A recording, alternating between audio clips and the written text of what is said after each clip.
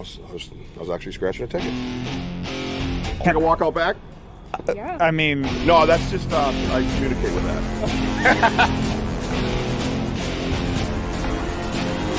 it's not just ghosts. It's not just cryptozoology or aliens. It's all of it. And what are we doing today, Matt? Almost like Chewbacca. Like, you guys want to do a little beatbox live?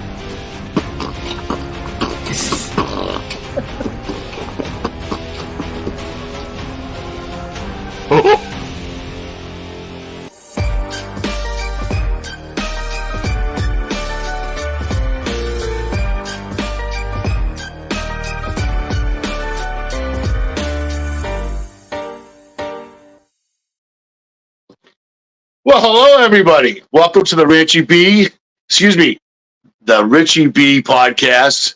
And yes, the biggest surprise is I am Richie's co-host from here on out. So you're going to see a lot of me, and I'll be seeing a lot of you. And welcome to the Richie B podcast. I hope everyone's having a great day. It's a beautiful day out here in Massachusetts. And just want to say, it's great to be here. It's great to be with you. So, what the hell's going on here? I left you alone for 1 second. Podcast here, sir. Yeah, I left you alone for 1 second. You take the show over, God damn it! I was about to say, everybody like and subscribe, but no. What's up, everybody? Welcome to the Banter with Richie B podcast. Never mind the new guy. He don't know what he's talking about. No, Wojo is, and he is correct. Wojo, the big announcement for the night is Wojo is my co-host going forward. He'll be along side of me every time. We're going to have a lot of fun. We're going to do research, man. We're going to have a ton of fun, man. We're going to live stream from the woods. We're going to have kick-ass guests like the kick-ass guests we got tonight. I see Bobby Lee over on the side, by the way, Wojo. She's checking in. Wojo. Bobby Lee, welcome. Hey, man, that's a kick-ass opener. I bet you I surprised everybody with that one. They're like, what the hell happened to Richie? You got a haircut. Hey, Russ. Yeah, well, yeah, never seen Wojo and Batman in the same room. That's right. Something to think about there. I got to tell you that, man. Hey, we got a kick-ass show tonight, my brothers and sisters. Well, before I get into my hi, Icy Spirit. Hey, I just saw Icy Spirits today. What's up, Icy Spirit? Yeah, started following me today, I think, on Facebook, man. Welcome to the podcast, Icy Spirits. I've been seeing Icy Spirits around everywhere. Icy Spirits coming around in all the podcasts. That's great. Yeah, you get it? Icy Spirits. Icy Spirits. Exactly. Yeah, you see it? Mary Newbert's here. What's up, sister? Love you. Mary. Hey, check it out, man. We have a show tonight. I love it because we're gonna touch on all kinds of subjects tonight, man. We are gonna touch on all kinds of subjects. I have Jeff Benson here from Haunt for the Homeless. This man has a story to tell, and I love his story. I relate with his story. I feel his story, man. And he is a talented dude. On top of that, he's got some kick-ass artwork he sent in. We're gonna check out, man. We're gonna talk a little bit about the paranormal. We're gonna talk about his charity that he created, that he's doing, that he's fighting back, that he's helping people that are homeless, that were in his situation, that was in my situation. I can relate, man. 14-year-old homeless kid right here. I could feel it. You know what I mean? So we're going to check out his work. We're going to talk to him. And then, you know what? We're not going to leave Bigfoot out tonight because I'm going to start making sure that I throw my Bigfoot stuff at my guests. Let's see where they're coming from. Maybe they've never heard of it. Maybe they've been in the woods. They've never done anything. But let's just get a basic idea of what the world's thinking. I think that's a good way to do things. You know what I mean? Have a little fun with it, right? Right? Yeah, exactly. I think so, man. Yep. Russ loves Jeff. Jeff's going to be on his show next Sunday night at 9:00 on Unturned Pages. Make sure you tune in for more. All right? For the hot commodity that's here tonight. Right? Yep. It's got some sick Billy Graham friggin' goatee kicking in. Yeah. He's the new superstar. I couldn't grow a beard until like yesterday, and it came in gray. I never had an opportunity for that salt and pepper. You just shaved last week, didn't you? That thing grows fast. It does. Well, it's funny because it never grew at all. What's up, Ronnie? Ronnie. And then all of a sudden, boom, you know what I mean? The Italian fertilizer kicked in. Hope everyone has a good week. Lisa and Mike. Lisa and Mike. There you go. Thank God you said it first because I would have messed the name up again for Lisa. Sorry, Lisa. I just said. Oh, don't mess up her name. She'll mess us up. I ratted myself out and I didn't have to. Idiot. What an idiot. Jeez, maybe I'm your co-host. Good Lord, man. Anyways, if you missed the big announcement, everybody, the big announcement is Wojo is my co-host going forward. I want him here with me. I want him to hang out, man. We have a lot of fun. We have great chemistry. You know, it's just all about just spreading the love, man, and everybody getting involved. And that's what I'm all about. I've always been about that. What's this? Time to heat up some pizza and dig into the Banter world. Yes, sir. Is it Elio's? Is it a Hawaiian pizza, Ron? Yeah, tell the truth, Ron. I know. Tell us the truth, Ron. Florida, do we even call it pizza down there? What do we call it down there? I don't know. Mozzarella sticks. Right? Right? Frozen mozzarella sticks. Frozen. Yep. Exactly. So listen, we're gonna welcome our guest in. He just stepped away from his phone for a second. When he comes back, I'm gonna welcome him in. We're gonna say talk a little bit about Memorial Day, and then we're gonna get right after it with him. You know what I mean? Mm-hmm. Mm-hmm. Sounds like a plan, Stan. Sorry about that. I've been working in the yard all day, and we got little Joshua's pepperoni mushroom. But what do you mean? Is great choice. Yeah, but is it delivered? I mean, is it a delivered type of pizza? I don't see Ron going out that much. I'm assuming it's got to be delivered. Yeah, but did he make it in his kitchen by himself wearing just his apron? That's the question. Does he pay through the peephole and just give him the money? Mm. He didn't tell me Mike was local, by the way. Actually, Mike lives in Lakeville. And pretty much, Rich, where we were a few months ago. Really? Down I didn't know that. Maybe 20 minutes, a half hour from where they are. Oh, okay. Hey, Jeff, give me a thumbs up if you're ready, my brother. Oh, that's a thumb right there. Just like a bipedal. Needs a thumb to build structures, like the structure. I hope you give me the emoji one. I even put the dream catcher behind us today. You're not gonna be able to see it much because there's gonna be three of us on the screen, but the dream catcher is behind us. And I don't know if anybody knows, the whirly wind didn't make that, and you need thumbs to make it. So yes, a bipedal creature probably made it. Just so you know, it wasn't the tooth fairy. It wasn't me. It wasn't. I had a guy saying, the more you show this stuff, the more structures the humans are going to make in the woods. And I'm like, yeah, they're going to bring engineering tools 2 miles out into the woods to build structures for trees. Yeah, exactly. Just to fuck with you. Yeah, that's a good one. Funny. Yeah, you got me there. Yep, I'm wrong. You're right. Have a good day. Yeah. Yeah. Anyway, what? Bring him on. No, nothing. Bring him on. Go, co-host. Speak. No, I was just gonna say, you know what? All these stuff that we see, it's not just at Richie's backyard. It is all over the place, and there's no way we see those thumbs. It's not like any of us is doing all the crazy things out in the woods. This is what we're here to discuss. That's right, and what he means by Richie's backyard is out behind the house. Get your mind. Get their minds out of the gutter. You said Richie's backyard, and they perked up. No, yeah. 30 more viewers came in. They were like, Richie's backyard. Richie's backyard. It's all like pig pile and come over. You keep it up, and I'll start twerking. All right. And they all enter in the studio like J-Lo. Get Jeff. Jeff's twerking. Let's get him in because now he's at the twerk stage. All right. Shake it up, baby. All right. Let me tell you something, brother. Yeah. Everybody, welcome to the stage from Haunts from the Homeless, Mr. Jeff Benson. How's that? You like that? There he is. Keep going. Good afternoon, everybody.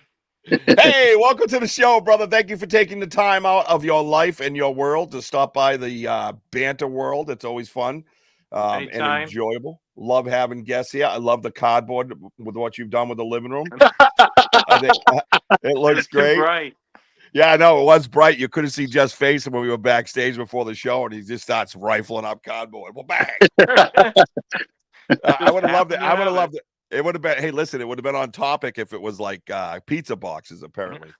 Right. Oh, look at Little Caesars leftovers from yesterday. Doesn't Little Caesars harden up though from yesterday? Oh yeah. Doesn't It's that shit harden up and walk away? Yeah, it's like cardboard itself. Right. Yeah, there you go. Put that in your fucking windows. You know what I'm saying? So, anyways, I don't want to be amiss, my gentlemen. I think we should bring up a mention of Memorial Day, and you could never say Happy Memorial Day. It's not a happy thing. It's a memorialized type of weekend. I think it should be all weekend. I don't think it should be just viewed on Monday. Right. I just want to thank the soldiers, brothers and sisters in the past that have lost their lives, and unfortunately, I know a few. Even after the war, after they came home, the 22 that they talk about, and thank them for your freedoms. Thank them for this, hanging out and being able to shoot the shit on a podcast on a Saturday night at 6 with some great guys. Thank you up there in heaven for what you did for us. I appreciate you. I appreciate everybody in uniform, of course. But we'll see you on Veterans Day. This is about the ones we've lost, and those are the people that give us our freedom too, Rich. And 100%. And show your pride and thank them and pray for them. Yep, 100%, man, 100%. Yep. So that's I want to mention that at the top of the show, so we can all be respectful, right? Everybody's respectful at my show, anyways. We always have fun here. Everybody's so cool. The audience is cool. The guests are cool. I'm cool. Wojo's okay. Stuff like that. Sometimes. Yeah, sometimes. You're right, Mary. We should thank them every day. I love you, Mary Newbert. That's like my sister. So speaking of homelessness, if I may just jump right in with that. I like that you're not shy about it in a sense, right? It's hard. Talk about it. Yeah, it's hard about it. Yeah, it's hard and humbling. And for a kid that was, I say Mary Newbert because Mary Newbert and her husband at the time, one of my best friends, Steve, gave me their couch like many nights. I mean, till they couldn't stand me at some point, like 3 days and you got to get out or something, and disappear for a couple of weeks and then I could come back. I was a lot to handle, dude. I brought the riffraff, you know what I mean? I was a hectic dude, and I had those little places that I could go and kind of hide a little bit, you know what I mean? Did you have those little places, little friends you could kind of take breaks from and kind of sneak in with? Not too many. Not too many. I had some friends. Unfortunately, I wasn't a nice person back then. I did a lot of things. I burnt bridges back then, because of my situation. I was an addict and I was homeless. So I ended up burning some bridges. So fortunately, there are friends that have stayed through the years, despite that fact. I've burnt my family, so I'm sorry for the things I've done, but they made me who I am today. So I mean, I feel really bad for the things I've done in the past, but I had friends back then. I'm sorry. Yeah. No. That's all right. That's all right. Listen, I don't walk in and just lightly kick people in the knee and make sure you're alive. Sometimes I just jump right out. Whatever comes here goes out here. And it's just the way I am. And I was talking with Crystal Panic, I guess, last week, and kind of hit her right off the get too, because what happens for me is while I'm rolling around and doing yard work and chasing 83 kids around, my head's thinking about the show and the questions I have. And I always wondered if you ever had those nooks and crannies. So did you become when you became homeless, was that strictly, do you think, was it come from your addiction? Oh yeah. Yeah, because I had parents that didn't really understand life, you know what I mean? So that Right. didn't help my situation any. But did you have a home? Did you have a home base where you home life okay? Like, did that contribute to that? I started, and well, I had a there was a place I was living at, and I started using because I had a mild, I guess it was transient ischemic attack, which is like a mild stroke. Okay. And I didn't have insurance back then. I'd gone like 20 years without health insurance, and I didn't have any insurance. So I was trying different things, and a friend of mine introduced me to the wonderful world of cocaine. So I tried that to kill the headaches, and then he had something else. He's like, "Well, hey, this is better than what we were doing. Try this." And so I tried that, and then I was hooked on that. But I had a home. I ended up getting married while I was addicted. That didn't last long. Never does. Fortunately or unfortunately, it didn't work out. I mean, there's a lot of other factors that led to the divorce, but and then I ended up living with, moved back in with my family for a while, and then after that, I had moved out because I became. There's a whole timeline here. Well, okay, 10 years prior, I was an investigator, amateur investigator, paranormal investigator.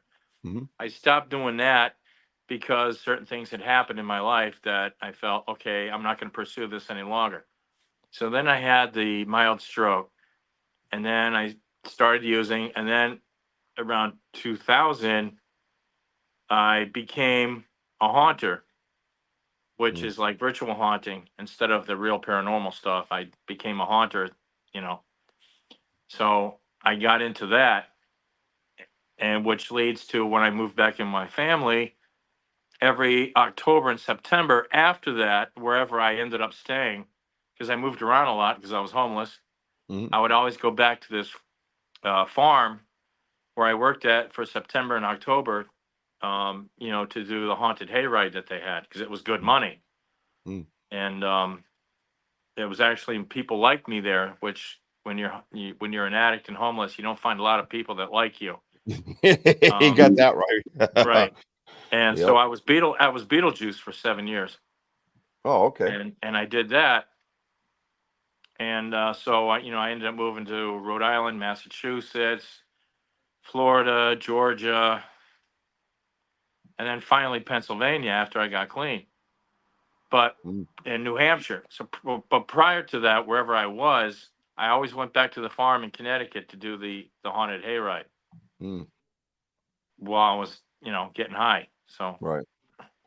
And that's kind of how you traveled around. So all right. So when you were growing up, I mean, did you have a good relationship with your parents? well, for the most part, yeah. My For the parents most part? divorced. They Yeah. divorced when I was 5. Yeah. And mine did too. Mine did too, very Right. young. And my mother was very, let's say, naivete when it came to parenting, and my father was very, Right. he liked to drink. Let's just leave it at that. I don't want to bash the guy here. I mean, everybody's young. Everybody lives different lives. You know what I mean? And Right. everybody learns in their own pace. And one of the things that you just said was, and I share it when I was in AA myself, is I've taken every footstep I've taken to get to who I am today, and I like who I am today. So without one of those, with one misstep, I'm not who I am. So whether I had to go the roundabout way and you went the direct way doesn't make you any better than me. It just means that we just took different routes, man. Right. That's all it is. You know what I mean? So I know Wojo's dying to hear about the paranormal because he loves paranormal, right, Wojo? Okay. Absolutely.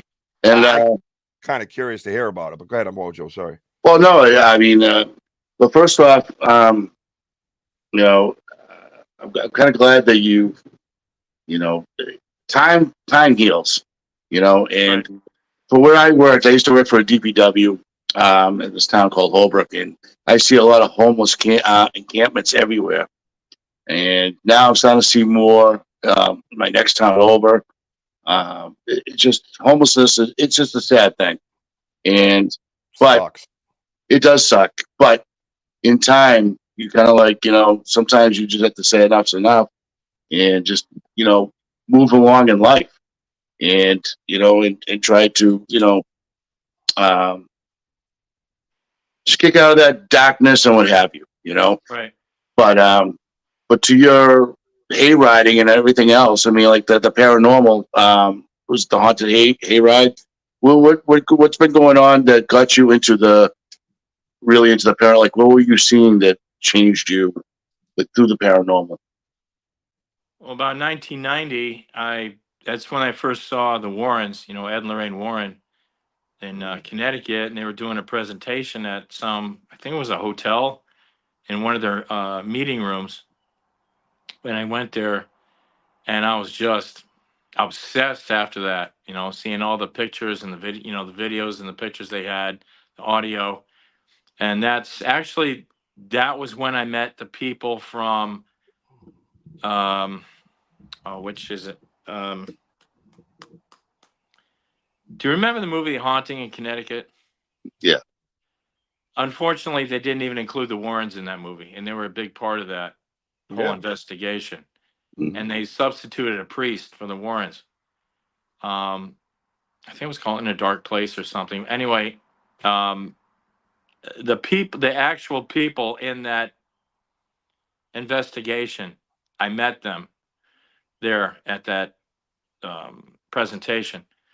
And I was hooked. And so I started studying everything I could about the paranormal and demonology, and everything. I bought the books. I bought the books from the Warrens. I bought the books on demonology. I bought the books, Father Amorth,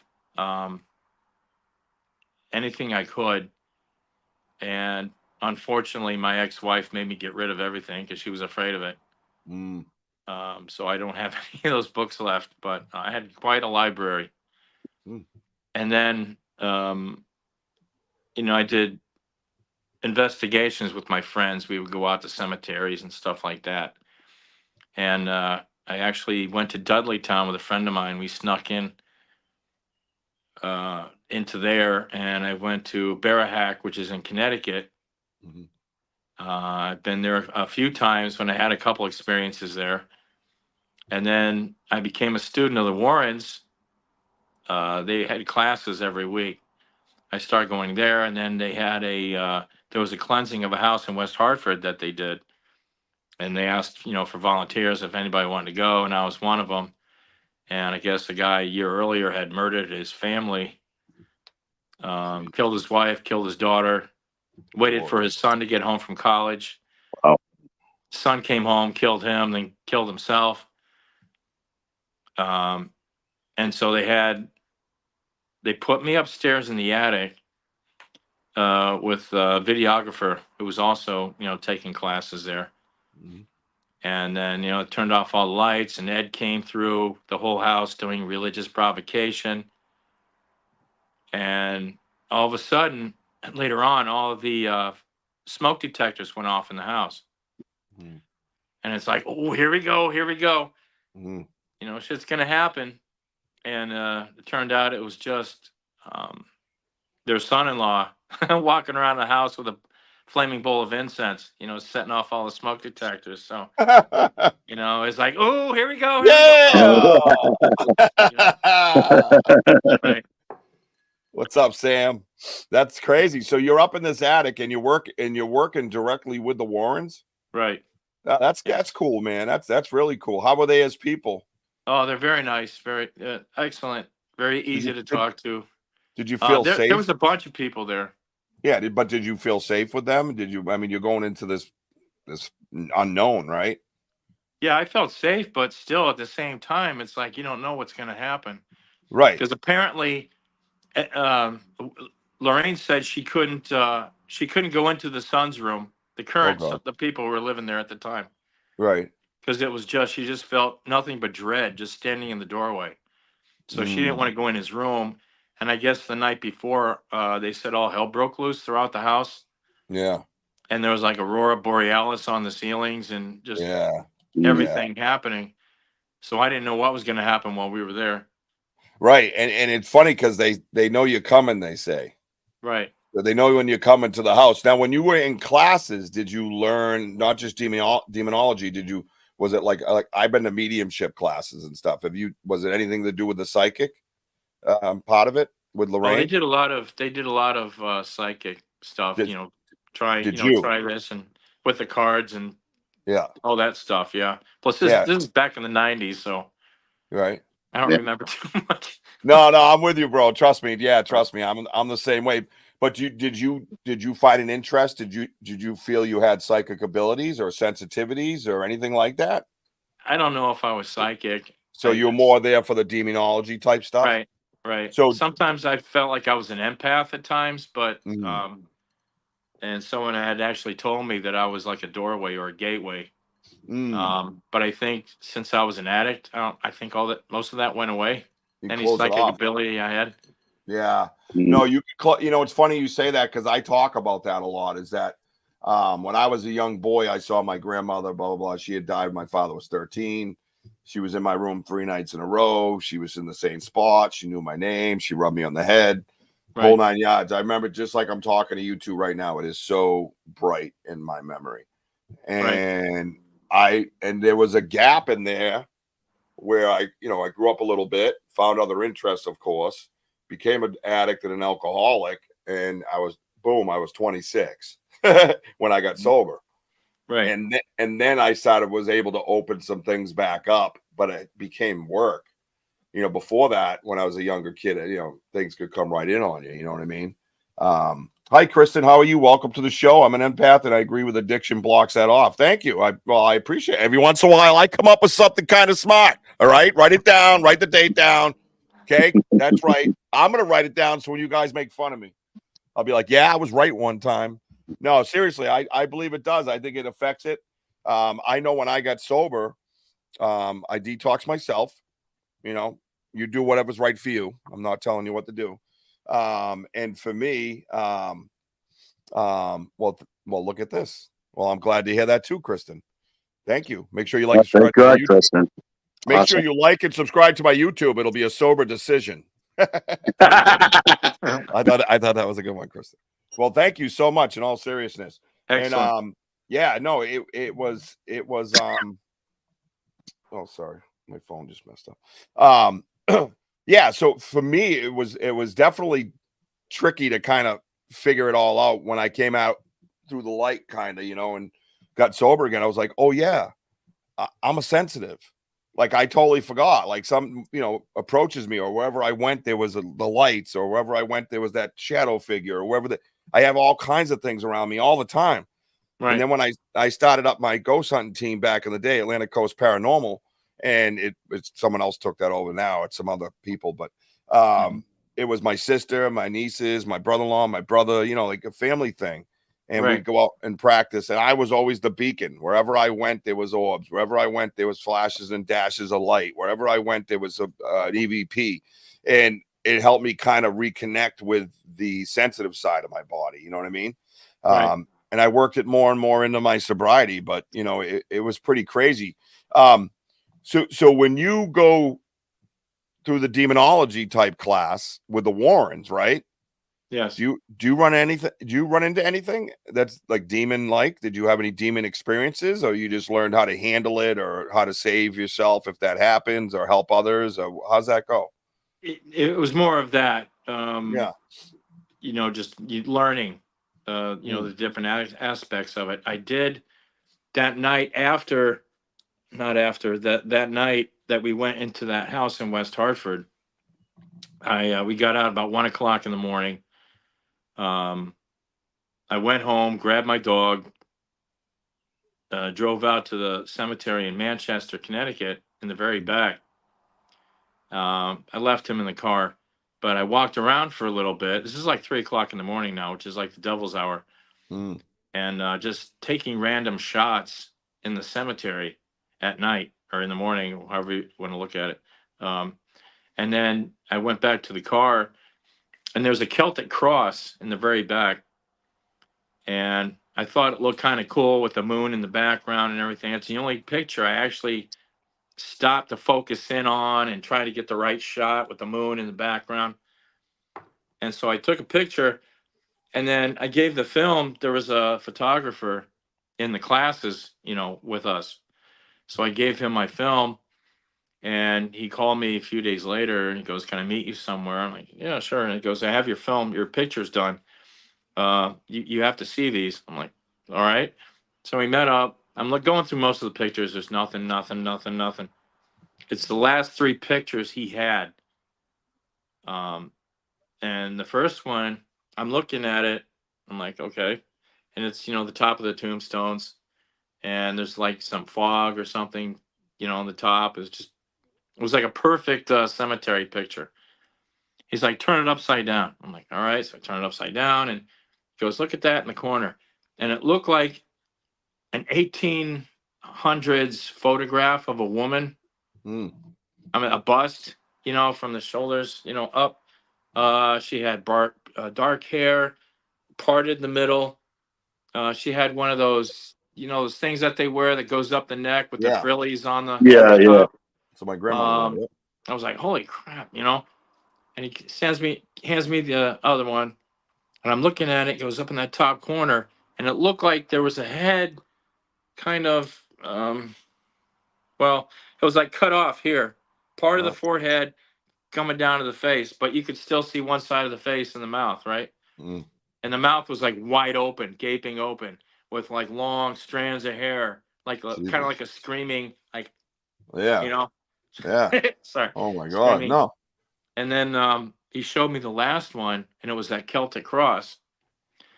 And to me, it looked like there was a woman in a wedding gown standing next to it. Oh, wow. And I showed it to Lorraine next time I saw her, and she was looking at it. She goes, "Oh, I think it's an angel." I'm like, "Why do you say that?" She goes, "If you look behind her on the left-hand side, right above her shoulder, it looks like there's a wing there." Yeah. Wow. So That's crazy. And that's from Lorraine. right. One of the most world-renowned psychics ever to exist. Mm. She was a pretty powerful woman. Did you find her her psychic abilities to be powerful? They seem to be. I didn't. Yeah. When we went in the house, she was downstairs and I was up in the attic. Mm-hmm. But just talking to her and going through lectures and everything, she knows her shit. I mean, that's Yeah, she's pretty amazing. I followed her for a long, not so much Ed, but her I followed along for a Right. long time. Obviously being a sensitive and wanting to know more, you reach out to kind of look into and study the ones that right. are pretty well known. You know what I mean? So I like their whole setup. That's pretty cool. I didn't know you had a connection with them. That's pretty awesome, man. That is awesome. It's good that you took those pictures, man. That's pretty cool. Yeah, I right. wish I still had them. Does that drive you nuts when that shit happens through life? Yeah. You're like, It was all stolen with my laptop and everything else back then, but because yeah. I used them, I went to Manchester Community College. I took up I majored in multimedia graphic design, and I took computer animation. Mm-hmm. So I actually used them in in one of my animations I did. Mm. It was kind of like a game. You press on this picture, and something pops up, and do this, and something else pops up. Yep. Ron did a lot of acid back in the day. I know because I was in the local area while Ron was tripping balls. This is all before I started using. Really? Hi, Irene. That's crazy, man. And then when you started using, you didn't touch any of this stuff. You didn't really get into the haunts at all. No. Mm-mm. I Really? became a haunter. But I let As go a of the business, paranormal. but as a business type thing, right? Right. Right. Okay. So no, and that doesn't. I'm just trying to see when you say haunter, what it sounds like. Oh, the haunter is. I call Hi. it. Virtual haunting. We all got to stop and say hi to Irene. Hi, Irene. Okay. Hi, Irene. Welcome from Tokyo, Japan. Yeah. Wow. Welcome, Irene. Irene's our international guest. Spooky Japan podcast. Konbanwa. Yeah, what he said, I think. Wait, maybe not. Good afternoon, good evening. Konnichiwa. I should have just so easily agree with whatever said in Japanese when I don't know what the hell it is. I'm like, wait, do I? Is that good? Is that good? Yeah. So Jeff, like I have, I got 4 other brothers. My 2 youngest ones, they're twins, and having twins in the family, it's like ding and dong. They're a different breed. But anyways, I used to work nights working for the Boston Globe. I was a truck driver for many years.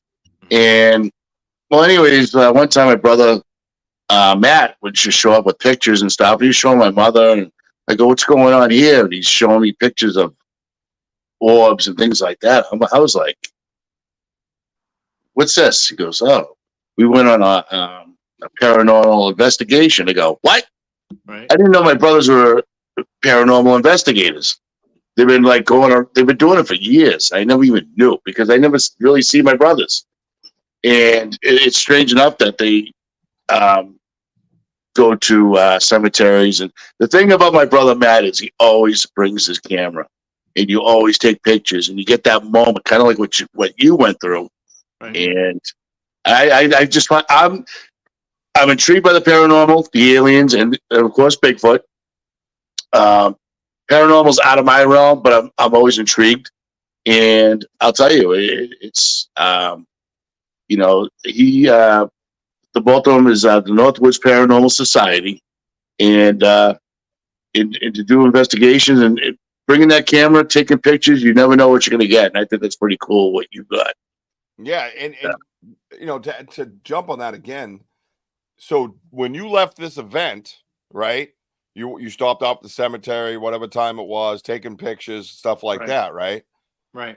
Do you feel that they were at the cemetery, or do you feel that perhaps, and were they in the car, or was it on the glass of the car, or like how try to draw, like I'm trying to draw a picture of like when you mean whatever I got on the film? the spirits of the film today, right? I got out of the car when I was taking pictures. So you got out of the car and you took a picture of this Celtic cross where?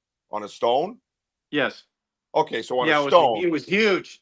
It was huge cross. So you stand here like this, flicking away, and things are appearing. Oh, okay. Oh, that's crazy. I didn't see it when I took the pictures. I didn't see any of that stuff when I took the pictures. Right. So it could be associated with probably associated with the cemetery as opposed to the event you were at. Right. Gotcha. And your dog is in the car. Yes. How was the dog okay? Oh yeah, he's fine. That's what I was waiting for. I was kind of like, not the dog.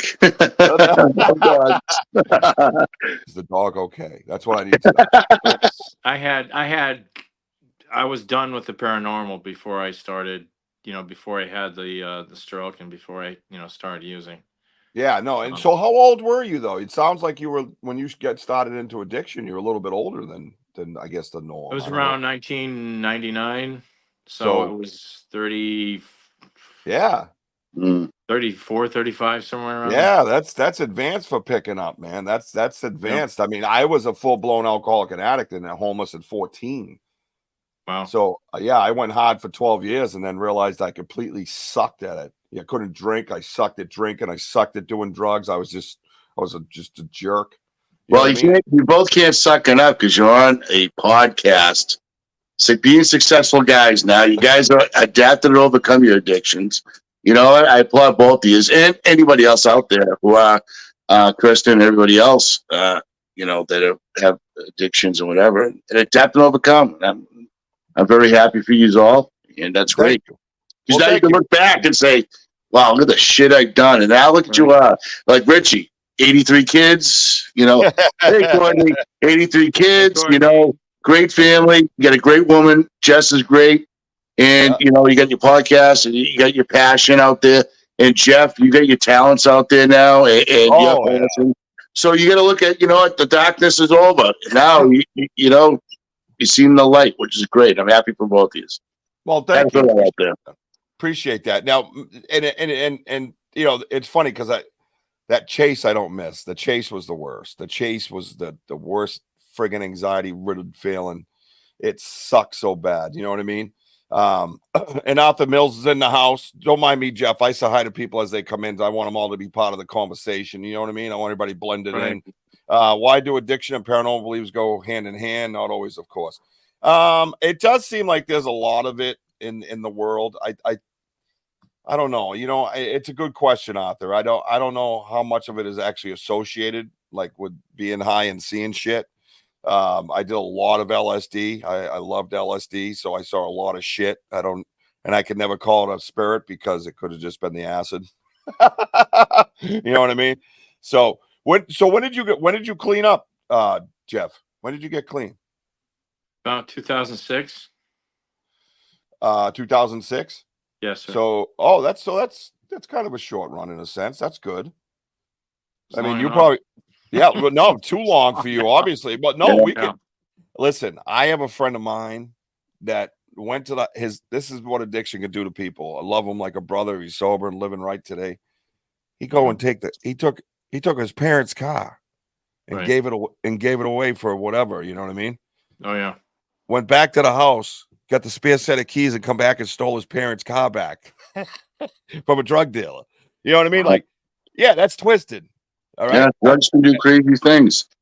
First of all, you're willing to take the parents and be like, boop to them, and then you're willing to get banged by that guy. It just, that to me is the epitome of an addict in a sense, that one story. And that's the loop that we are very capable of running. And it's basically dog years every day, right? Right. The only time dog years stopped is right around dusk when I had nowhere to sleep and I was like, shit, it's getting dark. What am I going to do?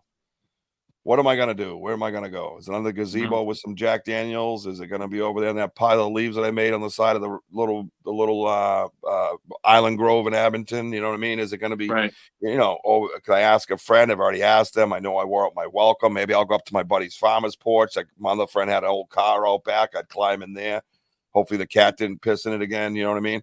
That was the truth. And no, D, who, my addiction was not a result of my military stint. Nope, nothing to do with that. It was weird because I had two separate type of lives in a sense where I would just smoke pot with the neighborhood older kids, and then it just escalated. And then basically a judge said, you know, I told the judge that I was going into the military and it would mess up my career. And he gave me an opportunity, thank God, to go into the military. I did become a man then. It's just that when I got back out, I started hanging out in bars, which was a new thing that I was old enough to, and it was legal, and you know I could fight people and meet girls and do drugs in the bathroom, and you know it became a whole new shit show. And you know I sucked at it, and when I was 26 years old, September 21st, 1997, I got clean and sober, thank God. And you know the rest is history. So I'll be 27 years come this September, and it's a day at a time, man. If you know. Listen, if you woke up at 6 a.m. and I woke up at 7 a.m., you got an hour longer sobriety than I do. You know what I mean? So that's the way I look at it. You take it one step at a time, one day at a time, one little second at a time if you got it. You know what I mean? My boy Ron over here, 31290. He's been clean and sober for a long time. And I partied with Ron, man. Me and Ron partied together. I knew Ronnie out there on the streets, walking the streets. And hell, he even had a nice stint on my couch, right, Ronnie? So no, it's pretty amazing. Well, I'm glad you got clean and sober. Now, did you know? Because I want to get a little bit into your talents, my friend, and we're going to go to Haunts for the Homeless. And you know what? Let's bring up that right now because I'd like to talk about that longer in the show. I want to keep it kind of going in the show. You know what I mean? Okay. Haunts for the Home. Ron says I just did a lifetime of drugs and alcohol over 10. Yes, this is what metric shit ton. Yes, I agree. Arthur, thank you, man. It's quite different. I've been told I should write a book, Arthur. Arthur Mills, by the way, check him out, www.candleface.com. If anybody else has any YouTube channels, any TikToks, anything at all in my show, you are free to put it in the comments. I will put it up on the screen. This is our show. This is everybody's show. You come here anytime you want and click a link and jump in and be a guest. I think I do things differently. I just feel I'm doing them right, and that's really all that matters. So thank you, Courtney. I love you. You're a good person, man. You're just Courtney's awesome. She's very supportive of the paranormal base here, and she's just great. She's solid, right, Jeff? Yes, sir. But no, thank you for that, Arthur. I appreciate it. So when you became homeless, okay, so you get sober, and then do you find a home after your addictions, and that's when you start building up the momentum to start living your life right again? I was actually accepted into my mother's family. My uncle said I could stay with him. This is in 2007. So I ended up driving down to Pennsylvania, and that's where my early years of being sober or clean started. Cool. And so someone gave you a chance. Yes, sir. That's kick ass, man. Yeah. And now when you start thinking and you're getting clean and sober, you're living right, you're getting your moments of clarity, right? Your spirituality probably is opening up a little bit. And when I say spirituality, I'm not talking Catholic or Christian or Muslim. I'm talking spirituality is you. That's when your light comes back. That's how I Right. feel. I'm not a religious person. I'm a very spiritual person. And the spirituality is me. And when my light started opening up, I can go on and on and on about that. But this show's about you. And I want to know, when that light starts to reopen for you, how do you come up with this idea? What are you thinking about haunts for the homeless? Like, how do you put that together? You left the paranormal world a long time ago, right? And you're putting homelessness behind you now because of a kick-ass uncle. I hope he was a kick-ass uncle. Sounds like one that gave you an opportunity to change your life, right? And where do you come? Are you in Pennsylvania when Haunts for the Homeless comes into mind, or did you go? It was. What happened? Yes, I was. And Okay. love you, Uncle Bob. If you're watching. Love you, Uncle Bob. Thank you, Uncle Bob. Thank you for a great guy, man. Hey, you, my friend. No, seriously. If more people need Uncle Bob's, okay? More people need that, because I'm telling you right now, if take that chance. You know when it is to shut it off. Don't become a caretaker. Don't become a babysitter. Don't become an enabler. But give that moment, that one moment, man. You got a moment of clarity. You probably had somebody help you and was like, "Oh my God, someone's going to help me." Like, you probably couldn't believe your ears, right? Yep. And it wakes you up a little bit, don't it? Doesn't it give you that one little moment? It doesn't mean you're not going to use again. It doesn't mean people don't revert back and steal and all that bullshit that goes along with it and you get burnt. Doesn't mean that. But no matter what, all the Uncle Bobs out there, listen to me. You give that moment of clarity, and that gives chance, which breeds hope. That's how it works, man. Is that not how it works? Yes, sir. It's opportunity. Gives you that little spark of humanity. Yes. Yeah. Mm-hmm. Yeah, that's kick ass. Courtney, do you have that link for Haunts for the Homeless? Because I couldn't bring it up into my stream yet. So yeah. So Jeff, I'm sorry. Arthur says most importantly, become an Uncle Bob. Absolutely. Absolutely. Hey, Uncle Bob getting the kudos he deserves. You're damn right. So that's kick ass. Go ahead, Wojo. I forgot what I was going to say. Awesome. Sorry. Hey, I'm glad I could help. Oh no, it's just about the Uncle Bobs and stuff. Like, it just sounds like to me like Jeff. Like, actually, I was going to ask you. I just remembered is that when you started living with Uncle Bob and stuff. What were you doing for work? Going to Pennsylvania and stuff like that. What would you do for a job? I actually, for a little while, I actually found someone who let me. They had an urban clothing store in the front, and they had the space in the back. So they actually let me open up a little airbrush studio in the back. I did T-shirts and small stuff. Some people in the neighborhood. It was a town of Lebanon, Pennsylvania. Some guys had me do some sign work for them. So just to clarify, Jeff's an artist, people. But we're going to get to that after Haunts of the Homeless, because I got some pretty kick-ass shit that he sent in that you're going to look at. It's pretty awesome. So, yeah, go ahead. I'm sorry. I just wanted to clarify. So I did mostly T-shirts and stuff like that. And I did some sign work. And I found out that a lot of people want work done, but nobody wants to pay for it. Weird, right? Yeah. Go figure. Shock face. Back to you, Bob. It's like, oh, you can do that in 10 minutes. It's like, why are you charging so much? Because it took me 10 years to be able to do it in 10 minutes. And thank you. It's funny. After you're done, I got a quick story about that. It's funny. Go ahead. Okay. But I ended up going to an employment agency, and they found me some warehouse work, temporary. And I did a few jobs here, a few jobs there. I actually designed a small haunted house for a laser tag arena that was there, which I ended up going to court for because they didn't want to pay me after it was done. So I ended up taking up to court, but that's neither here nor there. Yeah, just small jobs here and there. And then so I went there in 2007, 2010, I was actually hired to go up to Rhode Island to help design a haunted house up there. So I did that, and I ended up staying in Rhode Island. So with Uncle Bob, opening up that door was a huge thing.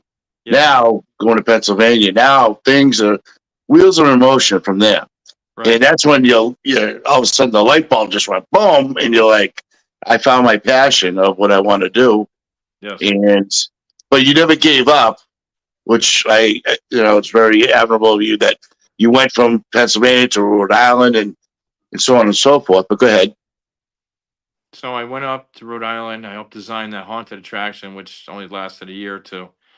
I ended up going to another attraction the year after that, working for them, and I became the hayride manager and the head makeup artist there. Which then I was there for the next 6 years. And that closed down. I worked for another haunted attraction for that year, and then so I had already come up with the haunts for the homeless idea Right. because I loved haunting. Yeah. When I was at that hayride in Connecticut back when I was using, I got to learn the ins and outs. I became an actor. I got to know to design sets, do makeup, everything. Right. So I was able to design that one in Pennsylvania, and it was like you said, it was a passion. So I was able to do that one in Rhode Island. So my love of haunting, plus the fact that I was homeless and I wanted to help other people. So that's how I came up with Haunts for the Homeless. Right. And you're a kick-ass artist, so it all kind of jived together. Well, that helps, but yeah. Well, think about it. That's actually what fuels it in a sense, because what Yeah. other uses would you have? Right. Boom. And I taught myself. That's all I could do. Exactly. I taught myself makeup. I went to school for multimedia graphic design, and I could always draw. I've been drawing since I was a kid. Right. But I taught myself airbrush and I taught myself makeup, and those are the things that have done the best for me over the years. Yeah. But I like the part where what you're going to continue. It's just that you are being that Uncle Bob. You are wanting, for what you went through and your experience and everything else, you just want to give back.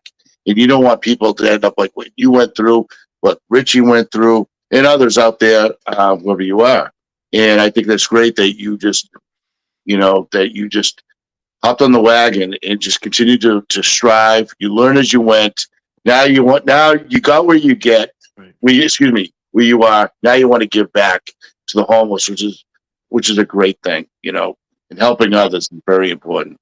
Thank you. It's huge, and it helps us. So when you get this started now, right? You're in Rhode Island, and you come up. You have this idea for a while, right? Yeah. So in 2013, some friends of mine, actually, when I was working at that second haunted attraction, there's a producer who moved to Rhode Island, and he was getting married, and they wanted to have a Halloween reception. So he was looking for a makeup artist. So they gave him my name. I went over there. He and his wife were doing Frankenstein and the Bride. So I did their makeup. We got to be friends. In 2013, we got a lawyer. We started Haunts for the Homeless legally. Nice. And that went for a few years. And then in 2018, they ended up leaving. I took it over.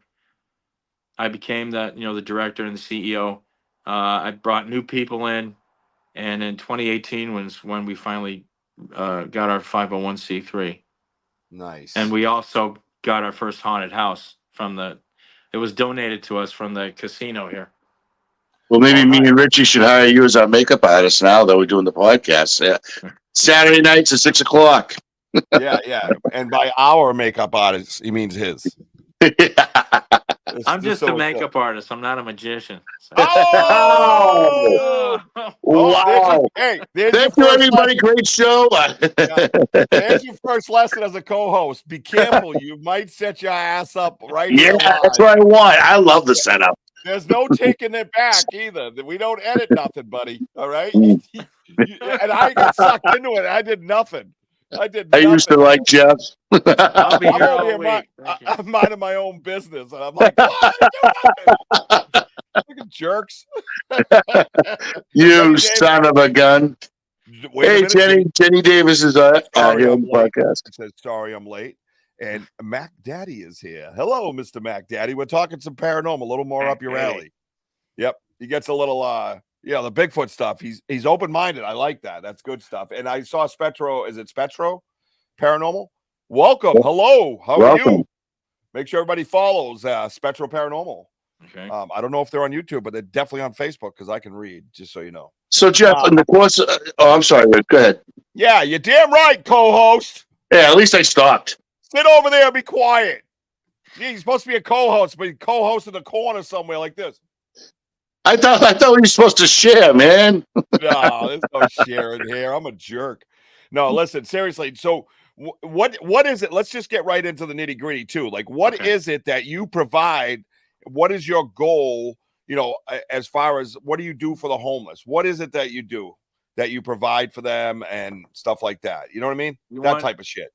You want the straightforward, no bullshit answer? You're on the Banter Richie B show. Guess what? Yes. We don't do enough. That's my answer. We don't do enough. Mm-hmm. All right. I got never enough. Mm-hmm. Unless you're building houses, right? Yeah. Well, we haven't gotten that far yet. We help out shelters. We donate to shelters. There's one in Westerly that we particularly, because we're registered in Rhode Island. Yep. We help feed the homeless. We've helped other charities feed the homeless. And we have a backpack outreach, which we fill backpacks filled with toiletries and essentials that we hand out to people on the street. And I wish we could do more. Great. We're not that big yet, but I wish we could do more.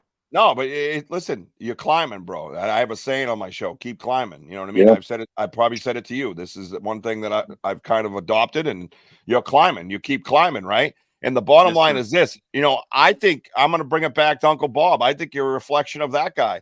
I think now that you're here, now that you're looking, you're like, someone helped me. Someone gave me a chance. I'm going to do the same for others, man. You paying it forward. That's what we're supposed to do. Tell everybody where they can find you. And is there a spot on there that they can donate, you know, $5, $1, $30, $100? Is there something like that set up? How does it work? It's Haunts for the Homeless at gmail.com on PayPal. On PayPal. So you go in there and you can donate that way, and that money goes directly to the back. And now I know we are on the Get Haunted platform, by the way. My co-host failed to say that. I should have trained him on it beforehand. That's all my fault. Always my fault.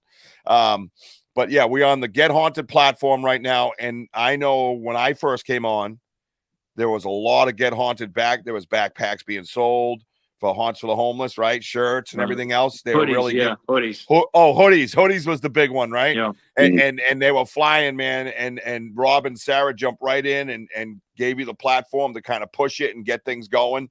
And that helped out a lot. It looked like it was taking care of some business, my man. Can I say something real quick? You can say anything the hell you want. Shut up, Ron. Sorry, Ron. I just want to say to everybody on the Get Haunted Network, anybody that has bought a hoodie and has helped us out, I can't thank you guys enough. We were just totally blown away and overwhelmed by all the support that we got during this whole hoodie campaign.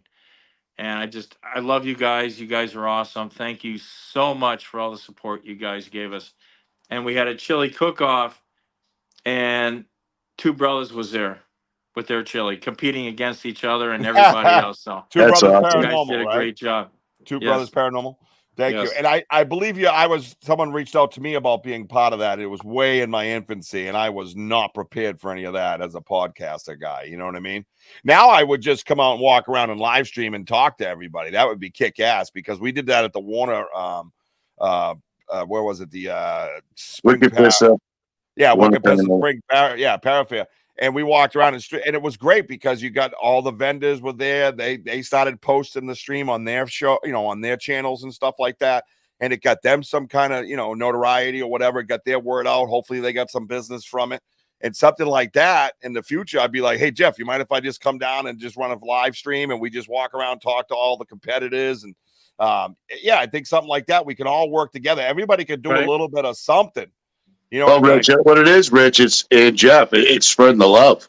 That's all we're all about. And I think, you know, and I totally agree with you, Jeff, is that I'm always a part of clubs where we do a lot of Thank you. Community service for everybody. We, especially like for you, for homeless, there's never enough love out there to help. And you know what? Keep doing what you're doing. And that's just great. Yeah, it helped. It helped me when I first came in here too, because I was on Paranormally Blonde. I think that was the first interviews that I've ever done. I mean, in my life. I mean, who the hell wants to hear about this wretch? You know what I mean? Thank you. Thank you, Future Ghost. Sorry. Oh no, we're gonna bring that Thank up. you. There's no Thank you, sorries, man. Future Ghost. So two things. One, Future Ghost, that's kick ass. Kudos. That is awesome.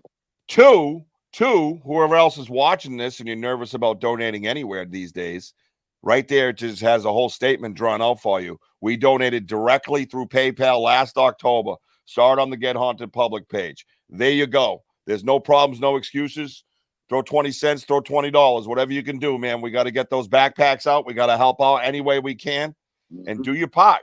Feel good about it. Throw $10 in and feel good about it, man. You know, listen, I try to help out wherever I can, whenever it's just, I don't know what it is. I don't know. You know, it's funny because we go to like those arcade things and it's not the same level, but get this, it's the feeling, right? Right. Like you and I don't have the same exact experiences, right? But we have the same exact feelings when we were homeless. I promise you that. I promise you around 2 a.m, you and I felt almost exactly the fucking same. Okay. Yes, sir. But I didn't sleep under the same bridge you did, so to speak, right? Right. We go to these little things that are called pins, right? Over here in Kingston, Mass, right? And you go there and you collect, you get points and you can go in their little store and buy shit. And my family has a method. You know, I got like 83 kids, right? It's cost me a lot, but I get a lot of points out of the deal, right? And one time I get this Porsche mouse from my computer. Anyways, so they have little cool doodads and gadgets. Well, I was in there one day, the first day that I did this. I had like 42,000 points. You know, and you can get a little Charleston chew for 100, you know. I got 42,000, man. Wow. And it's his kid's birthday, and he's walking around, and his mother's like, no, you only got 200 points. And I turned around, I said, is it his birthday? And she says, yes. I said, would you mind if I gave him anything he wanted in the store? I got 42,000 points, which would cover whatever he wanted. And I said, so he can have one of whatever he wants, you know, because we want to be fair to other people, you know. She's like, seriously? And I said, yeah, that would make me feel awesome. And my kids were like, giving away our points, man. No, I'm just kidding. No, where's but my like, Charleston chew going? right. But the kid walked over and he picked out this one toy that he wanted. That was all he wanted. He wasn't greedy. He didn't look for 10 toys, right? He went over and got his toy. And now there's the point to this. That made me feel amazing. I felt like not that it's about money, but if I know what I would be like if I was a millionaire, right? That's this is what I would be like, because this is who I am. And living the life like you and I did can bring this out in us, right? Not only that, what's the bonus here, guys? The bonus is my children watched it, right? Watch me completely make this kid. The kid left there skipping, waving the thing around like, woohoo, it's my birthday. I mean, his mother had to remind him to say thank you, you know, because he was just so freaking pumped, right? So, you know, that's the stuff, man. When you get that the feels inside like that little bit. Yeah. I mean, I imagine, is it hard for you to find? Do you get that feeling, or do you just feel like you're doing something you're supposed to do? You know what I'm saying? There was 2 years ago, I went to Orlando. I go to Orlando a lot, but I was with an ex-girlfriend. And there was a guy with his dog, and he seemed like he was homeless, and he was asking for money. You know, he was sitting there, and I wanted to give him something. And my girlfriend at the time, she's like, no, don't. It's fake. Don't help him out. Don't help him out. You know, he probably has a Mercedes Benz around the corner or something like that, you know. And we get a lot of those people around Norwich and, you know, around here where I live. But I felt bad because I didn't help him out. And then we went to New York City, and there was a guy asking for money, and I said, here, come with me. And we just ate at this restaurant, and we were coming out of it, and this guy's asking for money. So I just went and said, we usually don't hand out money. Sometimes we do, but as a rule, we don't hand out money. But I went in and I just bought him a meal. I mean, I wasn't giving him money, but I felt like I had to do something. Yeah. It was just, my heartstrings were tugging at me. Yes. So I bought him a meal. Yeah. And I did it with this other guy down in North Haven or West Haven, You know, it was a guy at McDonald's, and he started crying. And that's okay. I'll tell you the story real quick. Go ahead. Take your time, bro. No rush. We're up in Newport because that's where we first set up our haunted house. And we're driving. We got done for the day setting up. We're driving back through the back streets of Newport to get back on the bridge because it's like an island. So there was a guy, you know, at money, whatever. I had a backpack with me in my car. So I handed him a backpack. I said, I'm sorry, this is all I have. This is for you. You take it. He goes, are you sure? And I said, yeah, just take it. So we went around the corner, and I had my Jimmy, my general manager, behind me in his truck. So, you know, we're sitting there at a stoplight. This guy goes around the corner, and he's opening up the bag and everything, going through it. And it's either they're legit or they're not. Either they throw away the bag or they honestly need something that's in it, right? So we started to go. I didn't see the guy, but Jimmy saw him behind me. Jimmy passed. The guy was down on a bench in front of this church. He had taken out a pair of socks. He took his shoes off, put the socks on, put his shoes back on, and is like, thank you, God. Thank you, thank you, thank you. And Jimmy told me about that, and I started crying. I was like, maybe we are doing a good thing here. You're doing the right thing. Maybe we are making a difference. Yeah, I feel it's not enough, but maybe somehow we are. Because you know what, Jeff? Like people like you, people like myself, Richie, is that it's that moment where people don't expect anything. On that moment, giving that guy the socks. The greatest thing about that is that smile on their faces, like Richie, like that kid, you know, unexpectedly. Yeah, I got 14,000 points. I want to get that kid something. It's the smiles that goes a long way. Smiles for miles. That's what I'm going to call it, because there's not enough people that give, and that's why if you keep doing what you're doing, yeah, it just keeps spreading and spreading and spreading the word. You know, and that's keep striving, because that's what I try to do every day. I strive every day. Every day I wake up, I hope I just become that better person, and you know, and just hopefully, like, you know, just bring smiles to people's faces. That's what it's all about.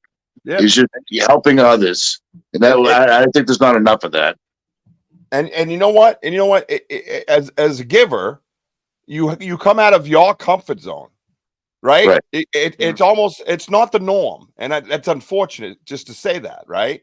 And I go to stores sometimes, and I'll, you know, the guy behind me, or, you know, say they get a coffee for the morning, and I'm over here getting my lottery, being that guy or something. Right. And I'll turn around and say, is that all you get? And they're like, yeah. And I go, yeah. And that coffee right there. And they're like, oh, no. And I'm like, yeah, I don't want to hold you up. I'm doing lottery.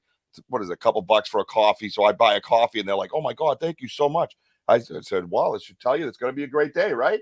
And they go walking off. And I do that all the time. And it's not to toot my own horn. To me, it just makes sense. And I'm starting to get out of that comfort zone. It's becoming part of me, kind of like what Wojo's saying. It's becoming part of who I am. I do it right. I had you could tell I don't know her, but I assumed, I guess. I shouldn't assume. But the way she was talking to her daughter wanted this certain drink. And she was like, mother's trying to count her change. And she's like trying to get her daughter something. So I'm like, oh, maybe she's a single mom. You know what I mean? And I turn around, I said, put it up on the counter, kid. And she's like, what? I said, put it on the counter. I'll get you a drink. Don't worry about that. I said, put that back in your pocket, to her mother. And I bought her that drink.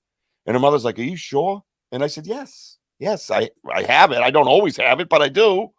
And she was like, thank you so much. And I said, no, don't worry about it. Save that for the next trip. You know what I mean? Maybe it'll grow, I said. And then we laughed, yucked it up, and she left. But my point being is, when you do more of this stuff, like Wojo's saying, you get out of your comfort zone. It's almost like your job, right? To jump out with a backpack now and go, here. You know, whereas before it was like, you know what I mean?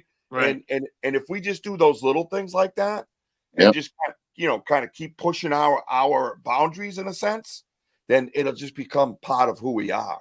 And that's what I've noticed for me. I do it regularly. You know what I mean? When I can, and not like I don't have tons of money, people. I just, you know, little things even. And those little things, like put on the sock. That dude was probably praying for socks. Yeah. Jeff, he was Seemed probably like praying. it. You come on, you've walked. I walked. I had the flapper and the cardboard. Right. I had the flapper, and that sucks. That sucks. And there's dirt in there, and there's rain in there, and your feet are burning, and you just don't even know how. And it starts making you think, how the hell did I get here? How am I living like this? Why am I living like this? And then some dude comes up with a bag, and there's a pair of socks. Yep. You should have cried. That's a You big should. deal. That's not about socks, bro. That's not about socks. That's about another human giving another human an opportunity to feel like a human. Right. And that's what he felt. That's what you gave him. You didn't give him socks, bro. You didn't give him socks, man. You gave him what Uncle Bob gave you. You gave him hope. You gave him a chance. You gave him a light. That's kick ass, man. And that's why we need more people like you everywhere. You know, Jeff, like I was down in Georgia last year visiting some friends. We were at Chick-fil-A breakfast, and I saw this like poor old woman, and she was just like, again, change. I could just tell she struggles. You know, I'm just looking at what she had for money. I said, "Oh, I could throw her on my tab. She's all set." She looks at me. "Excuse me, where are you from? You're not from around here. You must be like from Boston or something." I go, "Yes, ma'am, I am. I'm from Boston." She goes, "You don't have to do this for me." I go, "I would love to do this for you." She goes, "What brings you down in Georgia?" I just pointed her out. I said, "Oh, these are my Christian friends." She goes, "You're from Boston? You're a Christian?" Like they never seen someone from the North that's a Christian, right? And so I go, "Man, there's more of us than you think." But she's just like looking at me and my stature. Like, I'm just a big dude. And, you know, I could just, we can look like some of the guys that, like, you know what, we're just all about ourselves. Here, pay your tab and see you later. No. You know, I don't know, just like I just looked at her. I said, "Yeah, put her on my tab." Why? I don't know, because that's just my nature, our nature. And then when she found out from Boston, buying her breakfast, I even invited her to sit at the table. She had the grandest time. Because, well, not only that, like I told Richie before, being down in Georgia, they love our accent. But the whole point is that, you know, it just struck her like out of the blue, like someone from a different state. Right. And, you know, being as gruff looking as I am, I'm buying her breakfast. And I know she was alone, and I invited her to the table. Because you know what? You know, we will never know other people's backgrounds. But you know what? Those little moments go a long way. And what you're doing goes a long way. Yeah. We need more people like you and Rich and everybody else, you know, and on this platform. And Uncle Bob. Now, how do you feel God now? Bless Uncle Bob. How do you feel now, Jeff, doing it? Is it easier for you to do that stuff?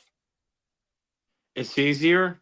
Yeah. Like I said, I still feel like we're not doing enough, but we do what we can. That's a normal feeling, though. Yeah. That's a normal feeling, bro. That's okay to feel that way. It's okay to feel like you're not doing enough. Yeah, it makes sense for someone that's given, right? Now, like you said, don't you, like in Mojo's case too, like this, for me, there's something in here that I'm like, I got to do that. You know, this is what I'm supposed to do. Like, you know what I mean? Like, you ever get that feeling? Like you were just saying, right? You just felt like you had to do something, but it kind of pulls you, like you kind of said, like pulls you in that direction, doesn't it? Yeah. Like in 2000, I didn't know what my purpose was. In 2004, 2005, Christmas Eve, I tried to hang myself because I didn't think I was going to get clean. I didn't think I was going to find a home. Yeah. I didn't know I was going to get better. I was just wasting my life. And several times before that, I should have died from overdose. Mm-hmm. And I didn't. And there's a reason for that. I guess I tried to rush it along. So I tried to hang myself. I ended up going to the behavioral unit on Christmas Eve. Yep. And I was in the hospital for 2 weeks. And how were you saved? And it didn't work. I guess the rope broke or something. I didn't tie it enough. Yeah. That's why I asked the question. It just, sorry, I'm fidgeting. No, that's okay. No. My thing is that me personally, I know other people's spiritual, but I think the Lord for me has other plans for you. And that's why he broke that rope and said, no, we need Jeff here. Well, that's Keep spreading that love. Spread the word of Jeff. Spread the word of, helping the homeless. Yeah. Passing out socks, and everything else, And Jeff, the way I look at it too, like hearing you say that helps me so much because I tried 4 times. Really? 4 times. One time I stood on a stereo speaker, if anybody remembers those things. And I had these beams that went through my house, extension cord, and the phone rang, and I reached way down there to answer it. You know what I mean? Right. And I say that to you because I don't want you to feel alone with that story. You know what I mean? So that's pretty awesome because I know it's so hard to talk about that moment. It's so hard for me. It was like so hard just that I only said it because you made it feel safe and okay to say it. 4 times, bro. The first time I tried, I was a young troubled kid. I wasn't even barely a teenager probably. And I remember I was like, I'm going to cut this electrical cord with a knife and get shocked. And that's what I thought. But being a young, stupid kid, the knife had rubber handles. So all it did was blow the lights out, wake my mother up and piss her off. But that was the intent in my mind. That was the intent in my heart. I know what the intent was. And if I'm going to be honest about it, that's what it was about. That was the real of it. You know what I mean? And looking back, for years, I didn't count that as one.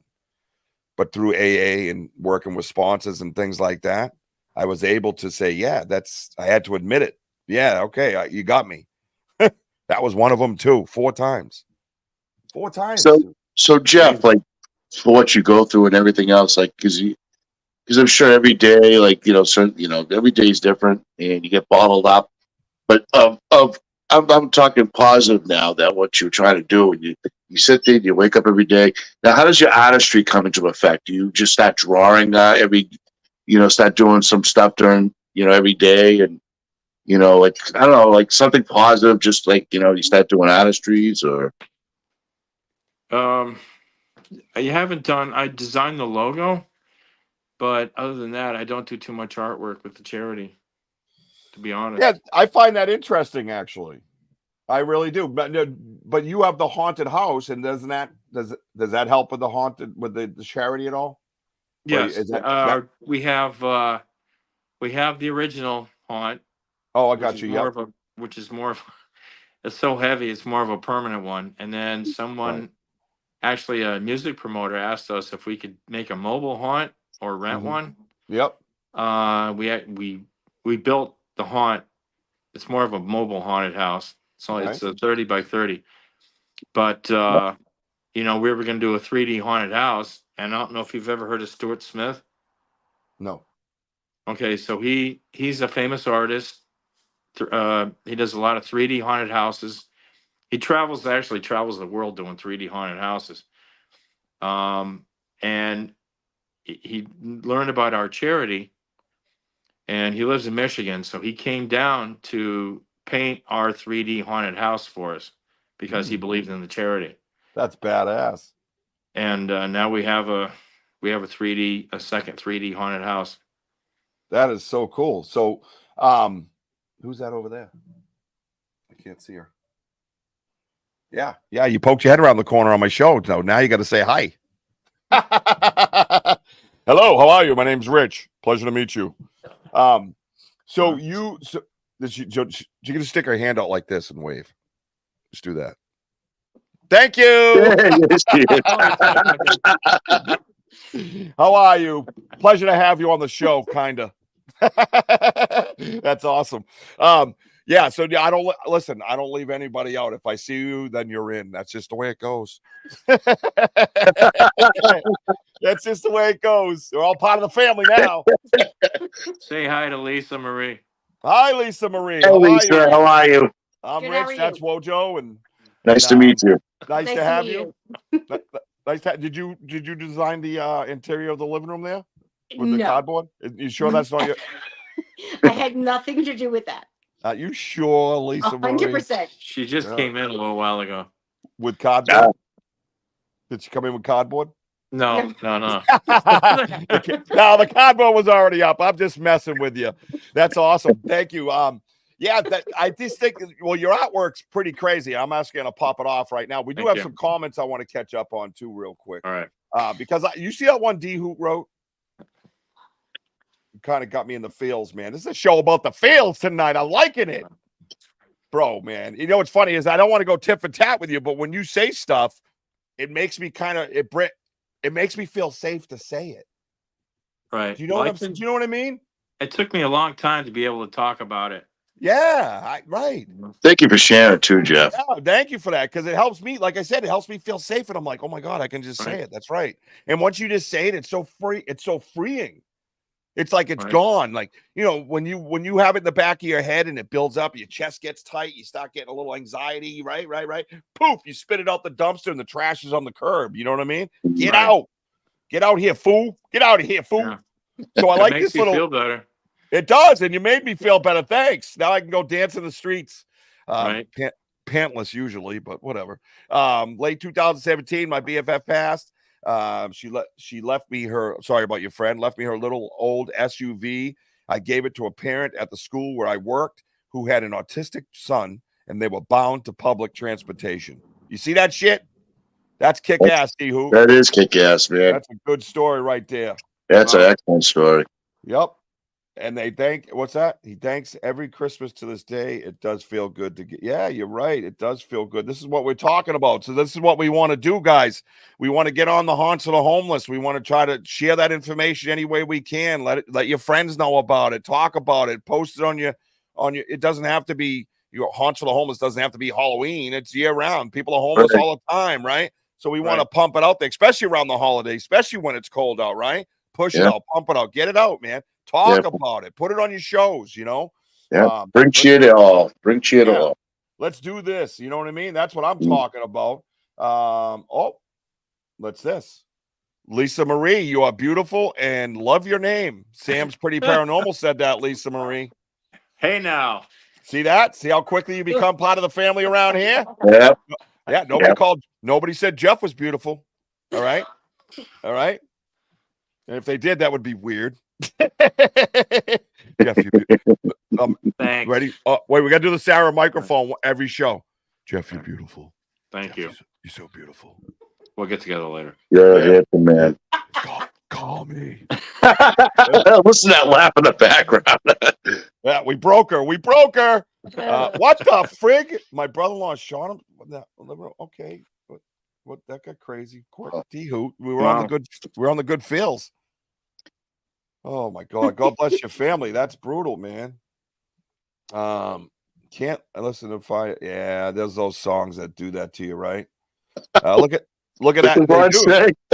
Ron says suicidal because of circumstance, and now he's surrounded by moving boxes in a home. Yeah, right. I mean, he's probably lived there for a while. He just happens to have moving boxes around.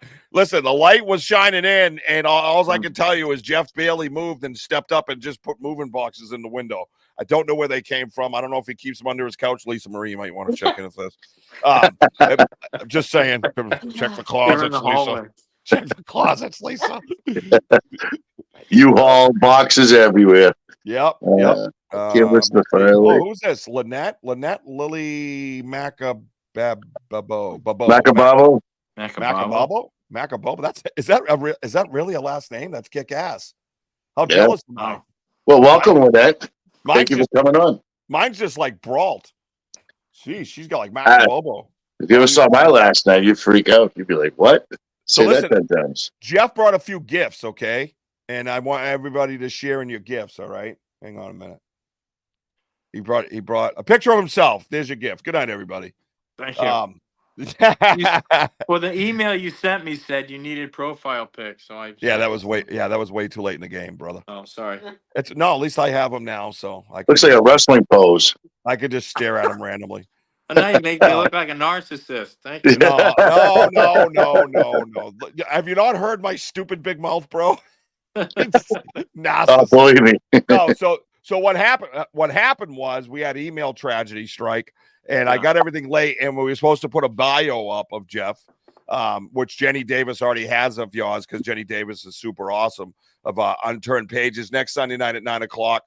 Jeff will be there. Lisa Marie will be there, by the way. The cardboard boxes will be there. You guys all be ready. Maybe Lisa Marie could pop out of a cardboard box. That would be cool. You know what I mean? Just saying. But anyways, I'll paint it to look like a cake. I would totally do that. You see, there you go. I love it. Let's go. You're welcome, Jenny and Russ. Have a good show.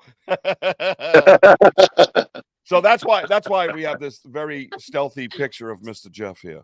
Hello, Mr. Jeff. Hello. But now look at it, man. You got the superstar Billy Graham going. So what's going? All right, so I'm going to ask you probably every freaking picture the same question because I'm stupid. I'm kind of soft in the melon sometimes like that. But I need to know things and I have to say things. All right. Explain what the picture is and why you drew it. Okay. This was when I was in Pennsylvania. There was a bar that I was going to. It was more like a gun club, whatever you call it. Wait, what? What? Wait, what? Wait. Say it again? It's more like, well, they call it a gun club, but they don't. What are we talking about? Guns? I went over to the drunk place where all the guns are at, and I figured I'd draw a demon. I'm good. How's it going? Give me a shot of Jack Daniels in a 9mm. So like a shot of Jack and a Tech 9. They were doing a Halloween party, so this is part of a mural that I did on. It's kind of like it's on a big roll of paper, so I did 3D paintings. Oh, cool. Oh, by the way, let me insert this real quick plug. When I was in, I always wanted to do tattoos, and so when I was in Pennsylvania, I met a tattoo artist, and he took me under his wing, and I was an apprentice for a while, and I was like, finally get to live my lifelong dream, whatever, becoming a tattoo artist. And I wanted to do, because I knew how to do 3D also, along with Stuart Smith, only he's like the master. Right. But I've been doing 3D for a while, and I wanted to mix chroma depth 3D with a tattoo. So this guy told me it couldn't be done. I went to another tattoo shop. They told me it couldn't be done. I went to Horrifying Weekend in Gettysburg, and there was a tattoo artist there, and I showed him some of my stuff. He's like, well, you can't get the colors bright enough. I don't think it can be done. It can't be done, can't be done, can't be done. Excuse me. So I went to this other shop, and I ended up getting my Beetlejuice tattoo, which I've been wanting for years. Okay. And the guy's like, well, if you ever learn how to do it, show me. Okay. So on the record, I even have a magazine article. I'm the first one to design and ink a Chroma 3D tattoo. Oh, shit. No shit. Walked yourself right into that. You were like, I can do it. I can do it. And you're the one now. Now they all do it. Right? Yes. Now, and it hasn't been done since. Has it? Wait, but has it been done? Not that I'm aware of. Not that I'm aware of. But I am the first one to do it. Why didn't I get this information before the show, Jeff? Was it the email thing? Sorry, maybe. Yeah, I don't know. It just came up. Lisa Marie's fault? Is that what you said? Yeah. It's her fault. I'm so glad I am so glad you showed up. Right? Oh, look at the women. I showed you. Women always you definitely showed me, but I didn't know that was the first. Yeah. Yeah, well, now you know. Wow. It's the first. Yeah, Lisa, you're hanging with the light. I have seen the tattoo. It's phenomenal. Yeah, and you know what? I have not seen it, and I'm probably gonna cry a little now. You probably should. I'll send it to you. But you need glasses. You need the 3D glasses. You actually need 3D glasses to see it? Yes. I mean, it looks good with it looks good without the glasses, but you need the chroma depth. It's like a tattoo? Yes. Yes. And you don't do tattoos anymore? I haven't done them in like 10 years. Why? But if you I did did what I accomplished to do. That was it. You were done. You walked away. Good. Wow. I'm better. Wow. My passion is I'm better at airbrush than I've done airbrush for Lady Gaga. Okay, I'm good at airbrush. Yeah, that's why I've heard very good things about your airbrushing. Yeah. So is all right? So this. Sorry, now I'm bragging. You can brag, dude. Brag all you want, kid. This is your show. Listen, man. Listen. It's your platform. this is you know, bragging is not what people make it. Bragging is supposed to be like a negative thing, but it isn't. It's called confidence, man. You know Yeah. what I mean? Like you got to be confident walking through this world of shitheads. You I've can't had just right. go ahead. I have had airbrush work for on MTV. That's amazing. Really? That's That's cool. absolute kick ass. MTV Cribs. Really? That's all. Now we're getting heavy. Oh, MTV Cribs. Yes, sir.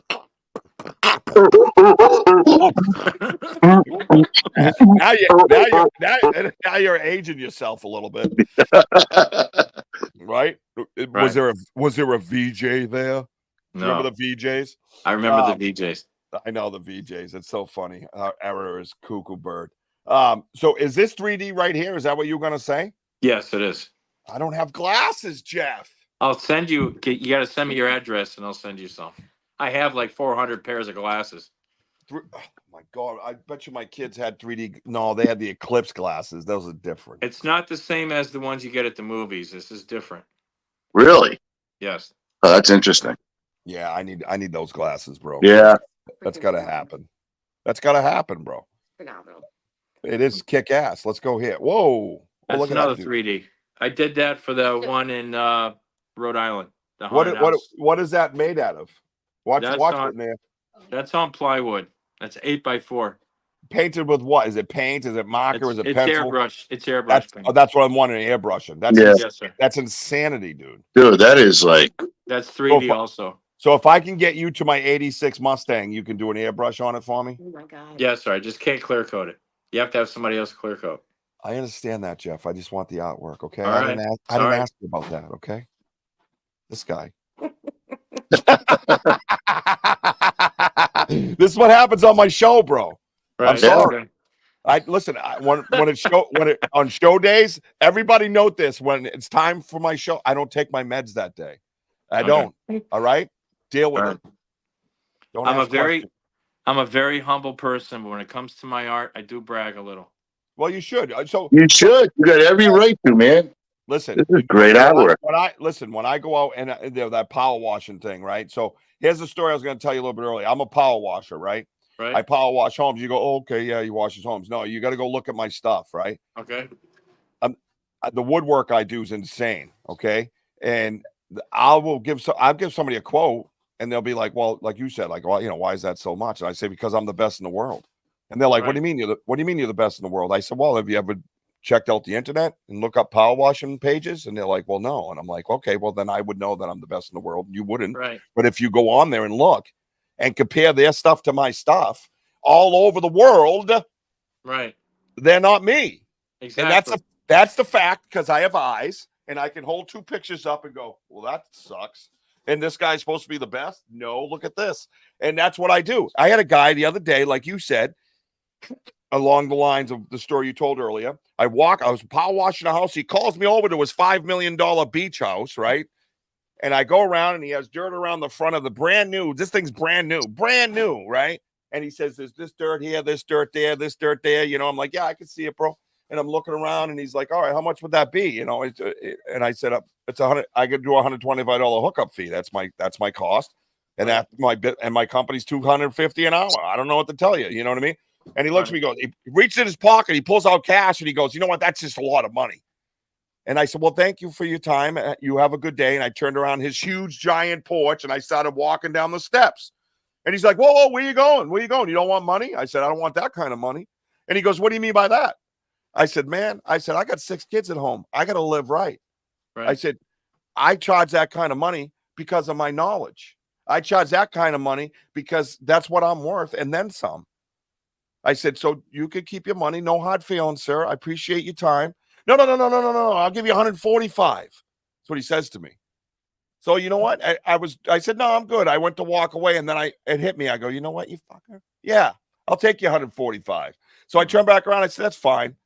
And I did it. And you know what he says to me? It's going to take you 10 minutes. Like that person said to you. Right. How the hell does he know how long it's going to take me? How many times? Oh, I came off with a hose. No, it didn't. If it came off with a hose, you wouldn't be throwing money at me to do it. Right. 10 minutes, he says. 10 minutes. I was there almost an hour anyways. because I'm a perfectionist. Everything's got to be right. Because I told you I was the best in the world because I am. I'm not a liar. That's one thing I am not. So I walked over after I was done. The kid that works for me, I looked down at him. I handed him $45. He goes, "What's that for?" I said, "For that fucker wasting your time too." Put $100. Put $100 in my pocket. I cheated myself $25. Wow. But the same type of shit, right? Right. I've been doing 15 years. Made me do it in 10 minutes. There was a guy in Pennsylvania wanted me to paint his helmet.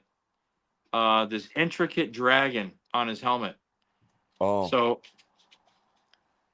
I hate giving prices for things because they either it's over the or worst. undersell or oversell, whatever. Yeah, I'm with you, bro. And I hate it. I hate it. Oh. So I said, I'll tell you what. I'll price around. I'll find out the average. I called 3 or 4 different airbrush places. I went online. I've got their numbers. I called them. I printed everything out. I got prices, the average price for everything. I went back to this guy.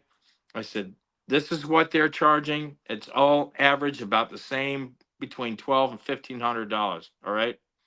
I said, "I will do it for $700. I'll do it for half of what these people are asking." And he goes, "Well, I got a friend of mine who races. I'm going to ask and see where he gets his helmets done." And I'm like, What? "You go ahead and do that. And then when you decide that you want me back, don't bother." Right. Yeah.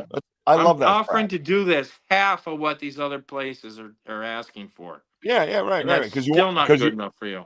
but you want to do the work. That's why you in love with Right. the work. I get Right. the same way. I have a house that I'm doing in a town called Plimpton. Anyways, this house is huge. It's gorgeous. It's all wooden. It's all shingle. And I'm the one that I haven't advertised in 9 years. I've only been in business for 15, and I haven't advertised in 9. Right. And I'm standing looking at this thing, and I'm like, well, I'm gonna hit it hard. But if she doesn't take it, I'm gonna go lower because I want to do this job because it's so Right. remarkable. You know what I mean? But she took it. Anyways, that's a Right. different story. But yeah, I totally relate with you, bro. That's what's funny. That's you get these juices flowing in my head. Those are the things that drive you nuts. What's this? Ronald says, all I got to say is hopefully the Celtics can pull up. Really, Ronald? Really, Ron? He should airbrush the Celtics logo with a trophy because it's coming. No, you should not. No, you should not. And you should never get a tattoo before the trophy's in. Okay. All right, Ronald. You've had too much Little Caesar pizza, bro. Too much extra mushrooms. Yeah.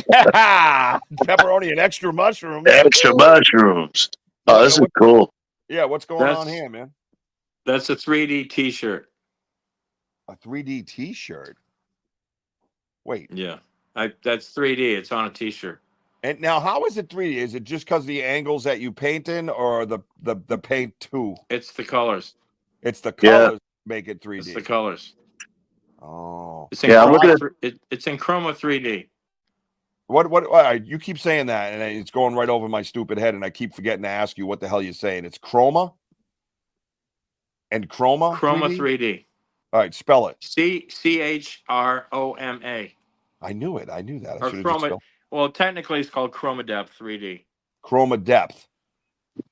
You're supposed to say yes, Jeff. That is nice. You left me hanging, bro. I'm like, Chroma Depth. And then he's like, no. Wow, you are. You're breaking up big time. I am? The signal from really? Richie. I don't have anything wrong. No, everything looks great. No, usually it tells me, man. He's breaking up on my end. Is he? Well, it's the cardboard boxes, He's not bro. even talking now. What?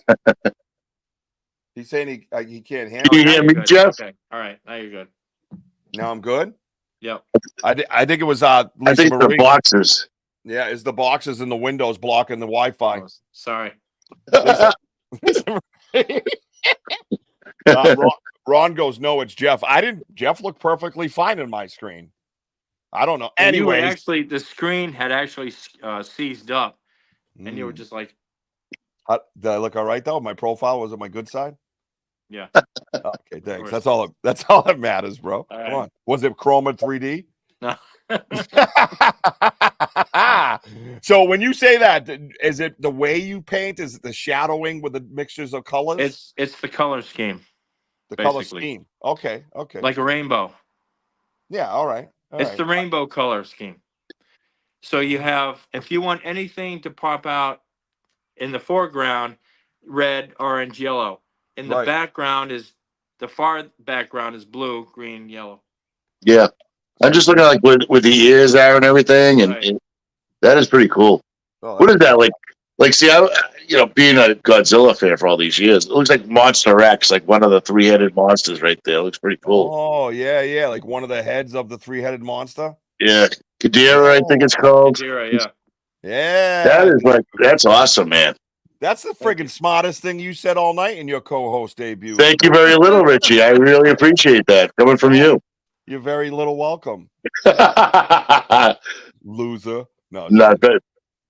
I'm just kidding. Stop yelling at me. You're What all the frozen hell's up, that? Richie. Okay. No, Oh, wow. What is This was a backdrop. Is that airbrush?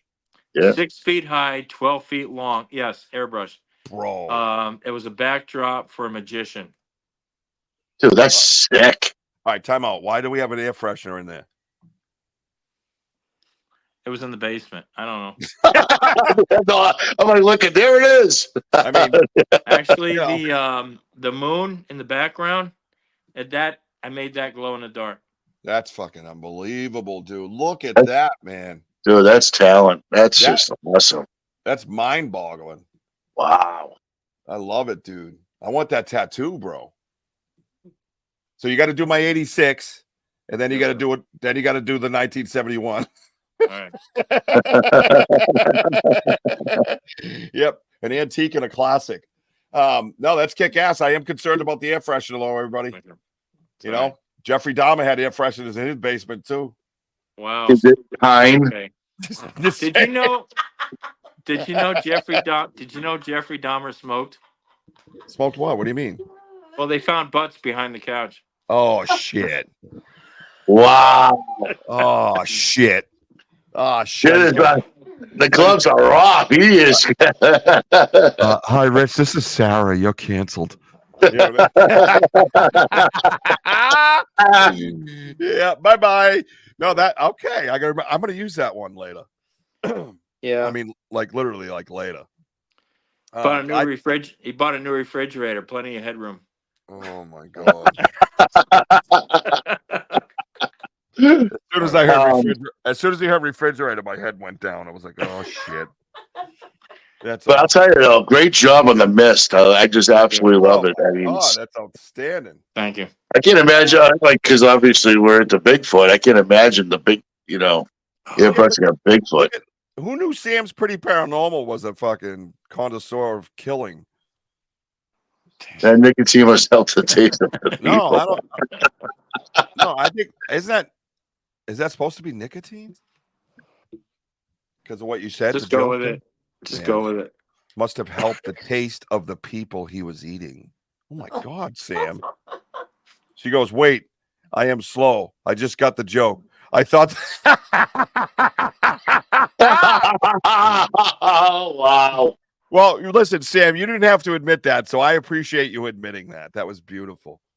Anyways, back to the work of art, Jim. I got to tell you, this thing's crazy. How about you, Wojo? That's insane. I'm speechless over that. Yeah, I mean, the 3D, like this, I mean, especially like the branches and everything just stands out. It's just unbelievable. It's I just Thank love you. it. Took me 6 hours. Where is this one? That's it? That's it. Yeah, 6 hours. I gotcha. No, listen. I'm serious. 6 hours though. No, that's not a lot of time for all that detail. That's what I'm saying. I've seen the brush guys, man. The brush artist dudes. They hold their own wrists like this, and they're like zip zap zip zap zip a do zip zap zap bow zap bow. I even hear them make that noise. You know what I mean? Might be the acid from the 80s. I don't know. Whatever. Don't judge me. I had to do makeup. 50 people in an hour and a half with their makeup. That's nuts, bro. And I noticed this paint and hair kind of goes with the colors of your goatee, so that helps. Okay. Did you airbrush? Did you airbrush your goatee, bro? No, that's a dye. Sorry. That would be sick, dude. If you could just airbrush your Is it white naturally? Is the white added, or vice versa? No, the white's natural. So that's the natural part. So if you let it go white, you could airbrush something. Right. You could make like a leprechaun, like looking through the crack right there. You know exactly. what I mean? Right. Yeah, like you leprechaun. These, dude, you could. I went to Universal Studios, and this is not an exaggeration. About every because I Where'd the try co-host to go go? to Halloween Horror Nights like every year to every other year. Yeah. So one time I went, and about every 20 minutes to every half hour 20 minutes to a half hour, somebody was stopping me, commenting on my goatee. Really? Yes. Isn't Michael Johns is similar to that? Yeah, right? Michael Johns is the Is it name. reversed? Yeah. It's reversed, right? Michael John from the Right. Paranormal Voice. I think it's kind of, but that looks more like superstar Billy Graham, right? Oh, absolutely, legend. That's superstar Billy Graham. Yeah. Okay. Yeah, Right. glasses, bald head, Yeah. big Oh, arms. Whoa! no, he didn't pose like that a lot. He always No, he did not. He just did this. No, he did that curled up thing. Like, Yeah. yeah. It's like, yeah. Yeah. Let me tell you something, brother. Well, Henry Check says out my 24-inch pythons. Henry said nice job. And then Thank you. whoa, holy shit. Oh my god, dude, that is insane. So one time on the hayride, Uh-huh. they have different themes. They change the theme every year. So one of the themes included, I don't know if you've ever heard of Bobby Weiner or Bloody. She goes by the name Bloody Mary. I've heard of that. She owns the copyright, anything Halloween related to the name Bloody Mary. She owns the copyright Bloody Wow. Mary, and she's a Hollywood makeup artist. One time, Universal Studios did Halloween Horror Nights, and the icon for the year was Bloody Mary. Well, they kind of had a tussle with that. So anyway, one of the themes was different. I don't even know what the word is. It was a mix of different. I can't think of the word. I can't either. Like we had vampires, we had banshees, Yeah. we had zombies, we had mutants. Anyway, one of the scenes was Bloody Mary. Okay. So I messaged her and said, "Hey, we're doing a thing about Bloody Mary this year." Well, she gave me permission to use the name Bloody Mary. Oh, kick ass. So actually, this is one of my first digital artworks, and this is my rendition of Bloody Mary. That's cool. So this is digital now. Yes. So back to the computer thing that you went to school for, right? Yes. That's crazy, man. Have you seen Sam's pretty paranormal stuff? No. You gotta check her stuff out. She got some Okay. pretty kick-ass content too, bro. All right. You guys should talk. Okay. That's all I'm gonna say, Sam. That's all. I'm gonna leave it there. And as Ronald says, the beauty of sobriety is it gives the recipient the focus to accomplish some pretty amazing things in the world. Jeff's art is just another example. 100%. Well, thank you. It's amazing. I have met so many gifted people in the programs that I was in, AA and all that. And the talents were endless, whether it was music, whether it was, just the artwork, you know what I mean? It's just absolutely stunning, man. I think it's just amazing. So this is out of your mind of what you think Bloody Mary looks like. Yes. I think I can't even get Bloody Mary out of my head now. Right? I mean, it fits, Do you right? get him to stop staring at us? I mean, it's kind of like really like, hey, how's it going? This was actually one of the. I'm into that, actually. Touch my leg. I did this one and a zombie for the T-shirts for the end of the season. Yeah. Because they gave out T-shirts. Yeah. I have like 5 seasons worth of T-shirts from other designers. The only T-shirt I don't have is the one I designed. Listen, I think it's nuts. I think you have an extensive talent. You think unbelievable. You have a professional talent, and I know you work at the casino, right now? Yes. All right. Are you doing anything art related monetarily? Once in a great while. Once in a great, yeah. I mean, you need to fill the earth with your stuff, bro. Right. So Sam says, I would love to do a Halloween look inspired by this art if Jeff is cool with it. You guys need to talk. That's all I'm gonna say. All right. So make sure I you talk. actually, I'm sorry. Oh no, it's like it stares you in the soul. Yeah, that's exactly what I'm talking about. Like just yeah, oh yeah. Oh, That hi, bitch, Sam. How are you?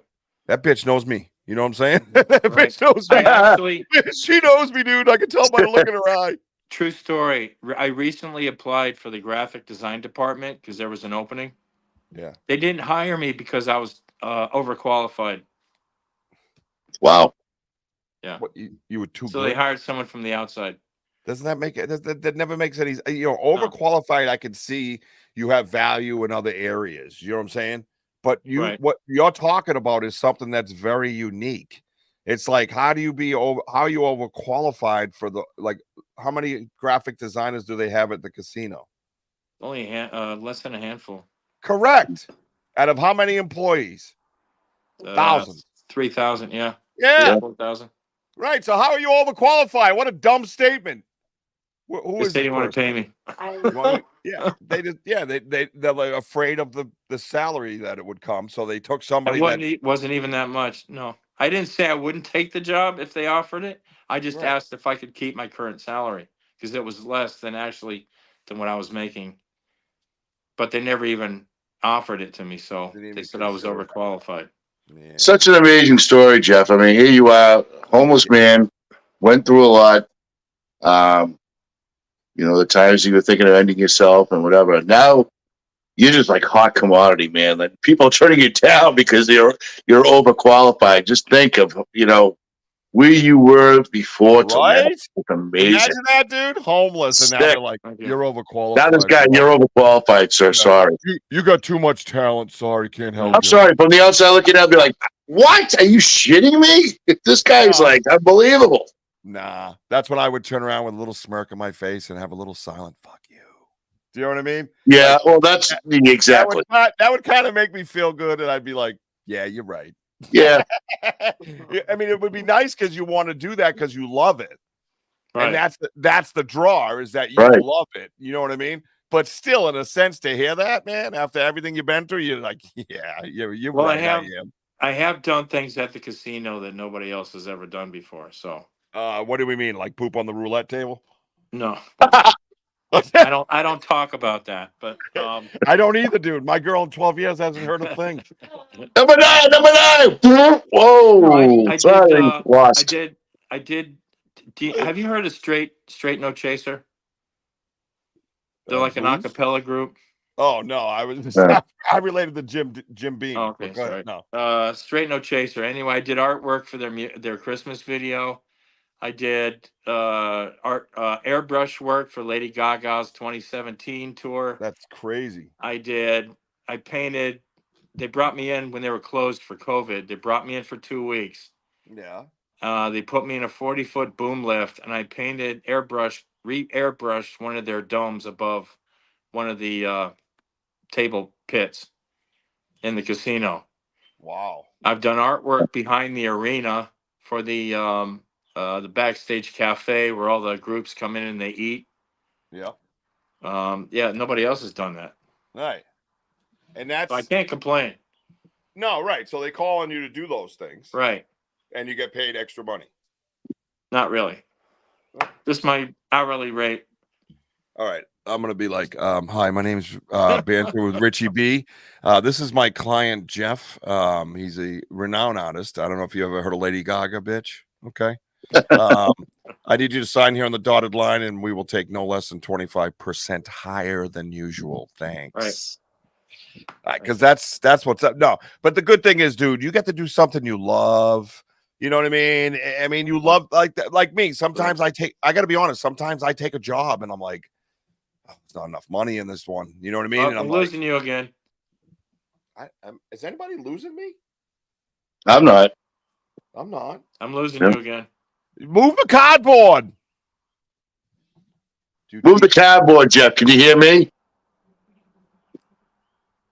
Oh, do you teach your Oh, well, yeah, there you go. All right, there you go.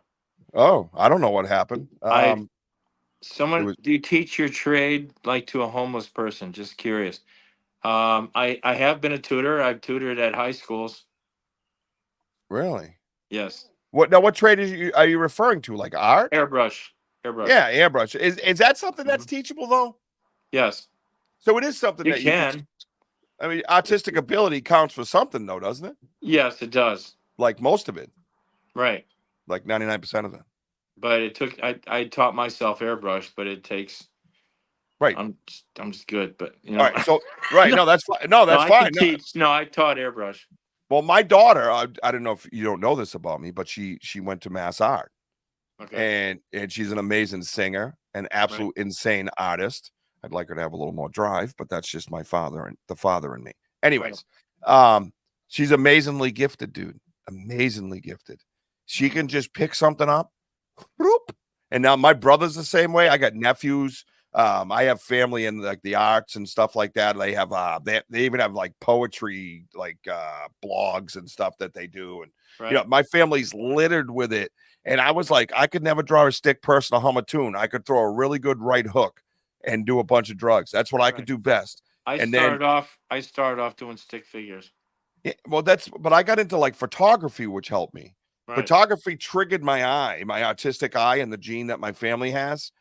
And then when I do these houses, all the detail, like I see the picture, like I understand when people say, oh, I already saw the picture when I walked up before I was even started, right? So I already know what it's going to look like in my head. And I'm going to make it look like that. Trust me. And that's what I do. So my clients actually don't realize that they get that hidden little thing in the background that I have an artistic gene in my family. And my daughter's insanely talented. Absolutely crazy. I suspect you would know if a student has a gift for airbrush. Yeah, no, you're right, D Hood. I think you're right by saying that. And I'm not trying to put that down. I'm just trying to figure it out because it's a good statement because it's a mechanical motion. But I think you know what, D Hood?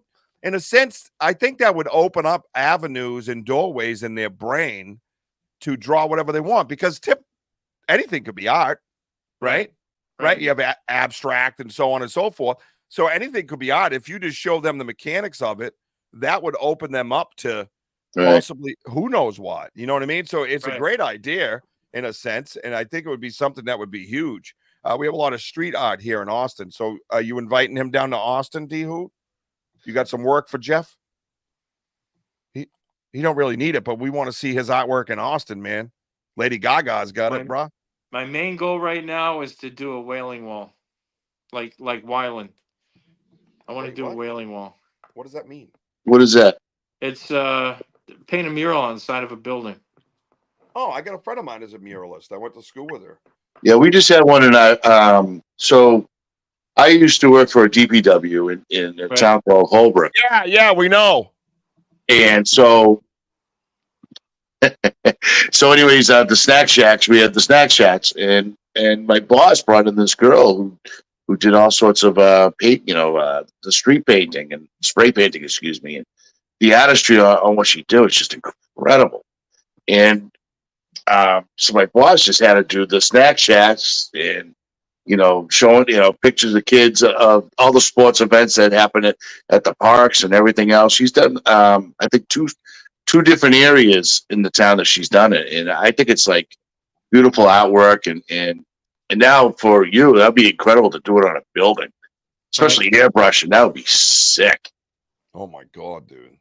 They brought Wyland. They brought Wyland down here to New London to do a wall. What's a Wyland? Wyland is an artist. Sorry. Oh, I'm sorry. Yeah, you're just talking this artist lingo. I can't keep up with you, man. Sorry. No, he's an artist. He does a lot of whale and Hawaii stuff. Okay. I don't know if he's from Hawaii or what, but they brought him down here to do a wall a couple towns away from here. Yep. Look up on Facebook. You can follow her, I believe. It Nikki Packard, Nikki Packard. She's from Massachusetts. I went to school with her in Plymouth as a kid. I was young. And her work's pretty insane. She does some pretty crazy shit. I mean, a lot of it's traditional stuff because of the types of businesses, like a farm. You know what I mean? We're not gonna put Bloody Mary on a farm. Sorry, do I owe anybody money for saying that? No, I'm sorry. Okay, sorry. Well, Jeff, we have to start calling you the professor because I like I said, I find your artwork like absolutely beautiful. Thank you. And especially this picture right here. It's just the 3D, the airbrush. It's just That was you, Wojo, when you came walking home from your friend's house today. Yeah. It was kind of gingerly like that, and I could have sworn you were missing a hand. Dude, look at how small that detail is. There's no Yeah, way. it is. I Yeah. couldn't. There's no It's way. from I think Return of the Living Dead. Is that yeah? Yeah, that was at the haunted house in Musquamacut Beach that I did. I was brought up for. Kick ass, man. Yeah, D Hoot's talking about some painted trains and shit, bro. Now you're talking, right? Painted trains. Right. Shit, I mean, Yeah. You could do the T in Boston. That'd be great. what's going on here, bro? Okay, that is I airbrushed 1,500 square feet in a tattoo studio to make it look like a dungeon, like a castle dungeon. And this is one of those I don't know if you've ever been to like churches or something where they have these little indents in the walls and they have like a statue inside. Yeah. Well, that's kind of like that. I airbrushed the whole wall and I made it look 3D. It's not, it's not chroma, but it made it look 3D. And this is the statue that was in Angels and Demons with Tom Hanks. Oh yeah, Oh, yeah. And I did it with glow in the dark paint. yeah. That detail's insane. Look at the toes and shit. You know what it reminds you of? In Disney World. You ever go to the haunted house ride? Yes. With You the know bus? how like they pop up and it's green and it kind of stands out. It looks just like that. Just stands out. That's pretty wild. Thank you. Wow. I think that's insane. So let's recap. You said 1,500 square feet of airbrushing. Well, yes, sir. Jesus, good Lord, how was your Took wrist? me a month. Took me a month to paint the whole thing. How long? I mean, how long can you go before you just sit down and say I'm done for the day? With 10 grand, I'll be as long as you want me to. Would you though? You know what I mean? Like I power wash, and it's like 5 hours into power wash and 3,300 psi's and using it like a pencil. You're just like, I gotta go sit down. I don't even know if I want to go back up on that wall. It came out to a month. There was some downtime between. Yeah, no, I got you. the But you days could I do was what, there. 5 hours before you're complaining a little bit about the wrist or what? Yeah, because my fingers start to get cramp up from the airbrush. Oh, No. yeah. See, I couldn't do that. Do you got big hands? No. No, I got big. Like I got 6'5" hands on a 5'9" frame. The only thing they're good for is punching people. Right. It is. Okay. I don't punch anyone, and I don't condone violence anymore. Right. This is a show about honesty. Damn it! Haven't you been watching? Right. All right. So is that like? I'm sorry. In that picture, that was a rose petal. That's Yes. That's pretty cool, man. Yes. Yeah, the details insane. Yeah, it's the details. Like I'm looking, it's like the rose and the petals falling off. That's cool.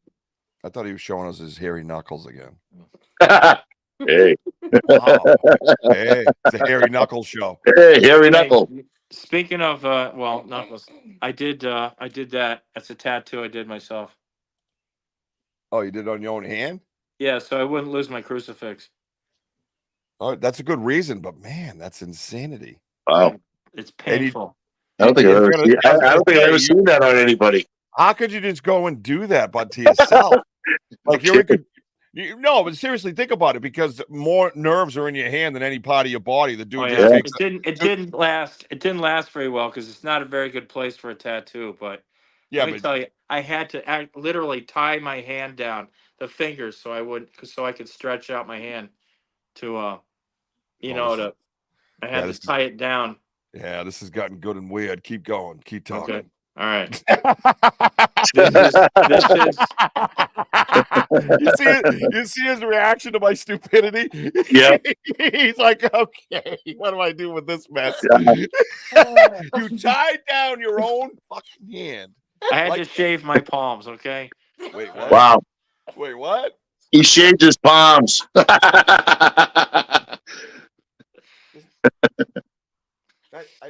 I couldn't do that.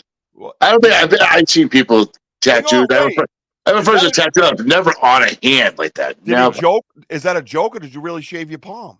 No, it was a joke. Oh, that would be great, though. Don't be Some people have hairy palms. I don't. Haha. Anyway. So, what's this? A picture of Okay. Wojo? This is back to the original haunted house that I came to Rhode Island for. This is in 3D. That's it's crazy, dude. Is that you, Rich, yelling at Jess? Yes, I would never. You kidding me? She's Portuguese. I would never yell at her. Yeah, exactly. Yeah, call the pole bearer. Okay. That is awesome.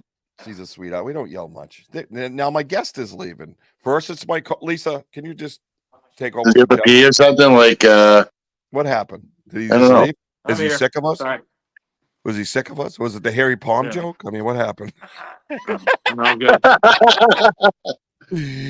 I love it. I love this color. I love the color scheme. I think your mind is there he is. Did you paint Oh my this? god.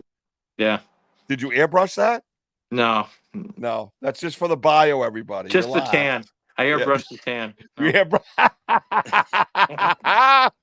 All right, I got a question. What are the 3 medals or the 4 medals on your whatever that is? Oh, I'm a Freemason. Oh.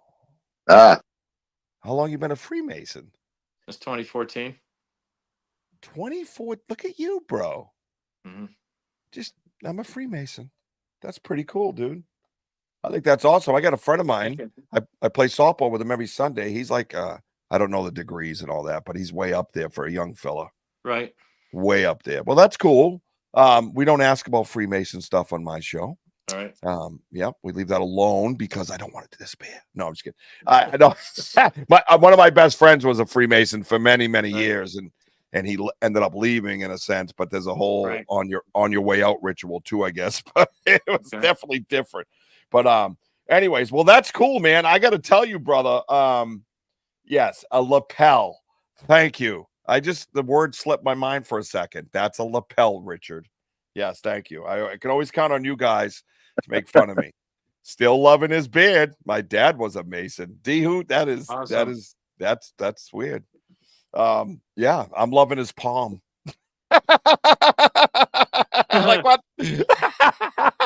Like what the hell just happened? Still loving his beard. My dad Richard, it's time to take your meds. Are we still doing the Bigfoot thing? Because I had a surprise for you. Oh, that's right. I did my homework. You did? Yeah. All right, let's end the show with Jeffrey's education on the cryptids that we talked about, because I was going to get at him about what he thought of all the Bigfoot stuff, but now I don't have time because I've talked to him for over 2 hours, because I think he's a remarkable human being. He should have his chin up every day and smile, and not just be cocky about your painting, be cocky about that hill that you friggin' climbed, bro. You know what I'm saying? So what did you do your homework with? Tell me about Bigfoot, my brother. Well, not just Bigfoot, but the each state in America has its own cryptid. Correct. That I found out. You're correct. Yes. You want to name a few? What state are you in? Connecticut. Connecticut's the Volvo. We have Connecticut. Connecticut's the Volvo. That's the cryptid. Right. Connecticut is the Volvo. Or a Saab. It's a Saab. Jaguar. Go ahead, sorry. You go. Good one. All right, so Connecticut has the melon heads. What is a melon head? Right here. A small humanoids with large heads. First-hand account residents have reported seeing quick-moving figures and oversized heads in the woods. Supposedly, they came from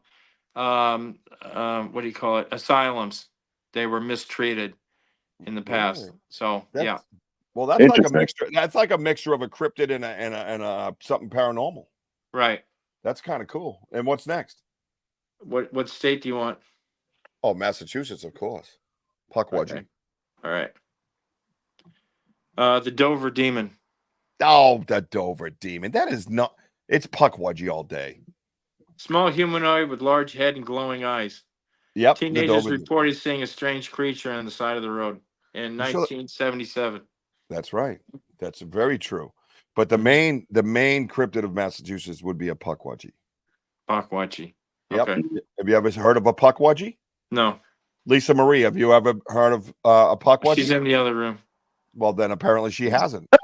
No. D who D I don't even know what the fuck it meant, but it was funny. D who wants to know about Texas. Texas. Give me and Oh, I saw that, Rich. Okay, the chupacabra.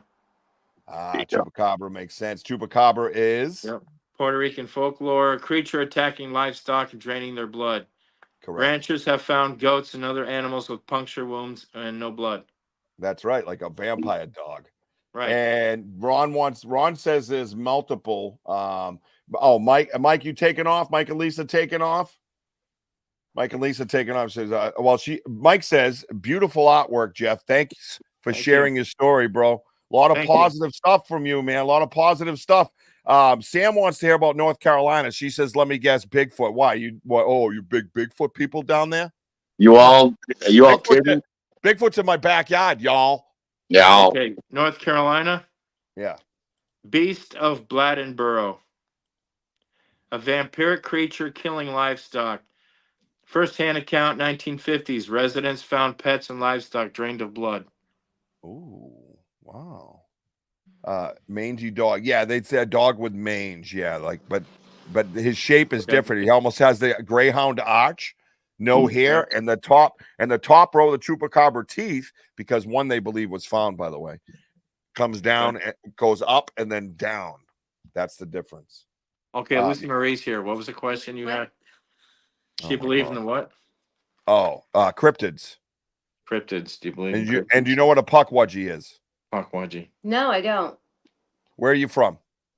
Norwalk, Connecticut. Oh, so Connecticut area. Okay. Yeah. So she's melonhead. So you're a melonhead. That was way too easy. She's like this. And have you ever had any Bigfoot experiences? No. No. Do you believe in Bigfoot? Yes. You don't have to say yes. It's okay. I do, but I do. But whatever, Lisa. I don't know. I just met you. I don't know why we got to argue like this. Couple of cardboard boxes and whoa, big shot. You know what I mean? Maybe we could put her in a box out in the woods, Rich, and see if she can find one for us. Yeah, maybe that. What? That was weird. Back to the Jeffrey Dahmer shit, apparently. back to the couch. Is Florida skunk ape? Florida. Wait. Florida. Yeah, A, B, C, D, E, F. I know. He's on C right now. Yes. Yes, the skunk ape. Skunk ape. There you go, Ron. You get skunk ape. You don't get all the other bullshit that mega alligator. What kind of sci-fi shit you watching, bro? Did you eat that? Hey, did you eat the Little Caesars pizza or snort it? Ain't no such thing as a mega alligator. No. Get out Come of here. on, Ron. Come on, Ron. That pizza's making you tripping, man. That's in the New York sewers. I almost missed it. Henry wants New Hampshire. New Hampshire. I like this game you've created, bro. I'm very proud of you. New Hampshire. New Hampshire. New Hampshire. New Hampshire. The Wood Devils. The Wood Devils, yes. Yep. Tall, thin, hairy creatures. Hikers have reported seeing tall, hairy figures darting behind trees. That's amazing. I think that's great. You see these real quick? I'm going to show you this, right? This is the picture that's behind us. We call it the dream catcher. That's cool. That's in my backyard. Really? Really? Yep. Yeah, really. That's why I have a podcast, probably, pretty much. Do I hear an echo? I started finding weird shit out there. And then I started getting things thrown at me, and then trees got snapped with one pole, and then I got growled at, and then they started banging on trees around 9 o'clock at night in pitch darkness. Wow. Oh yeah, it's all real. I for 10 years I experienced it, never said nothing.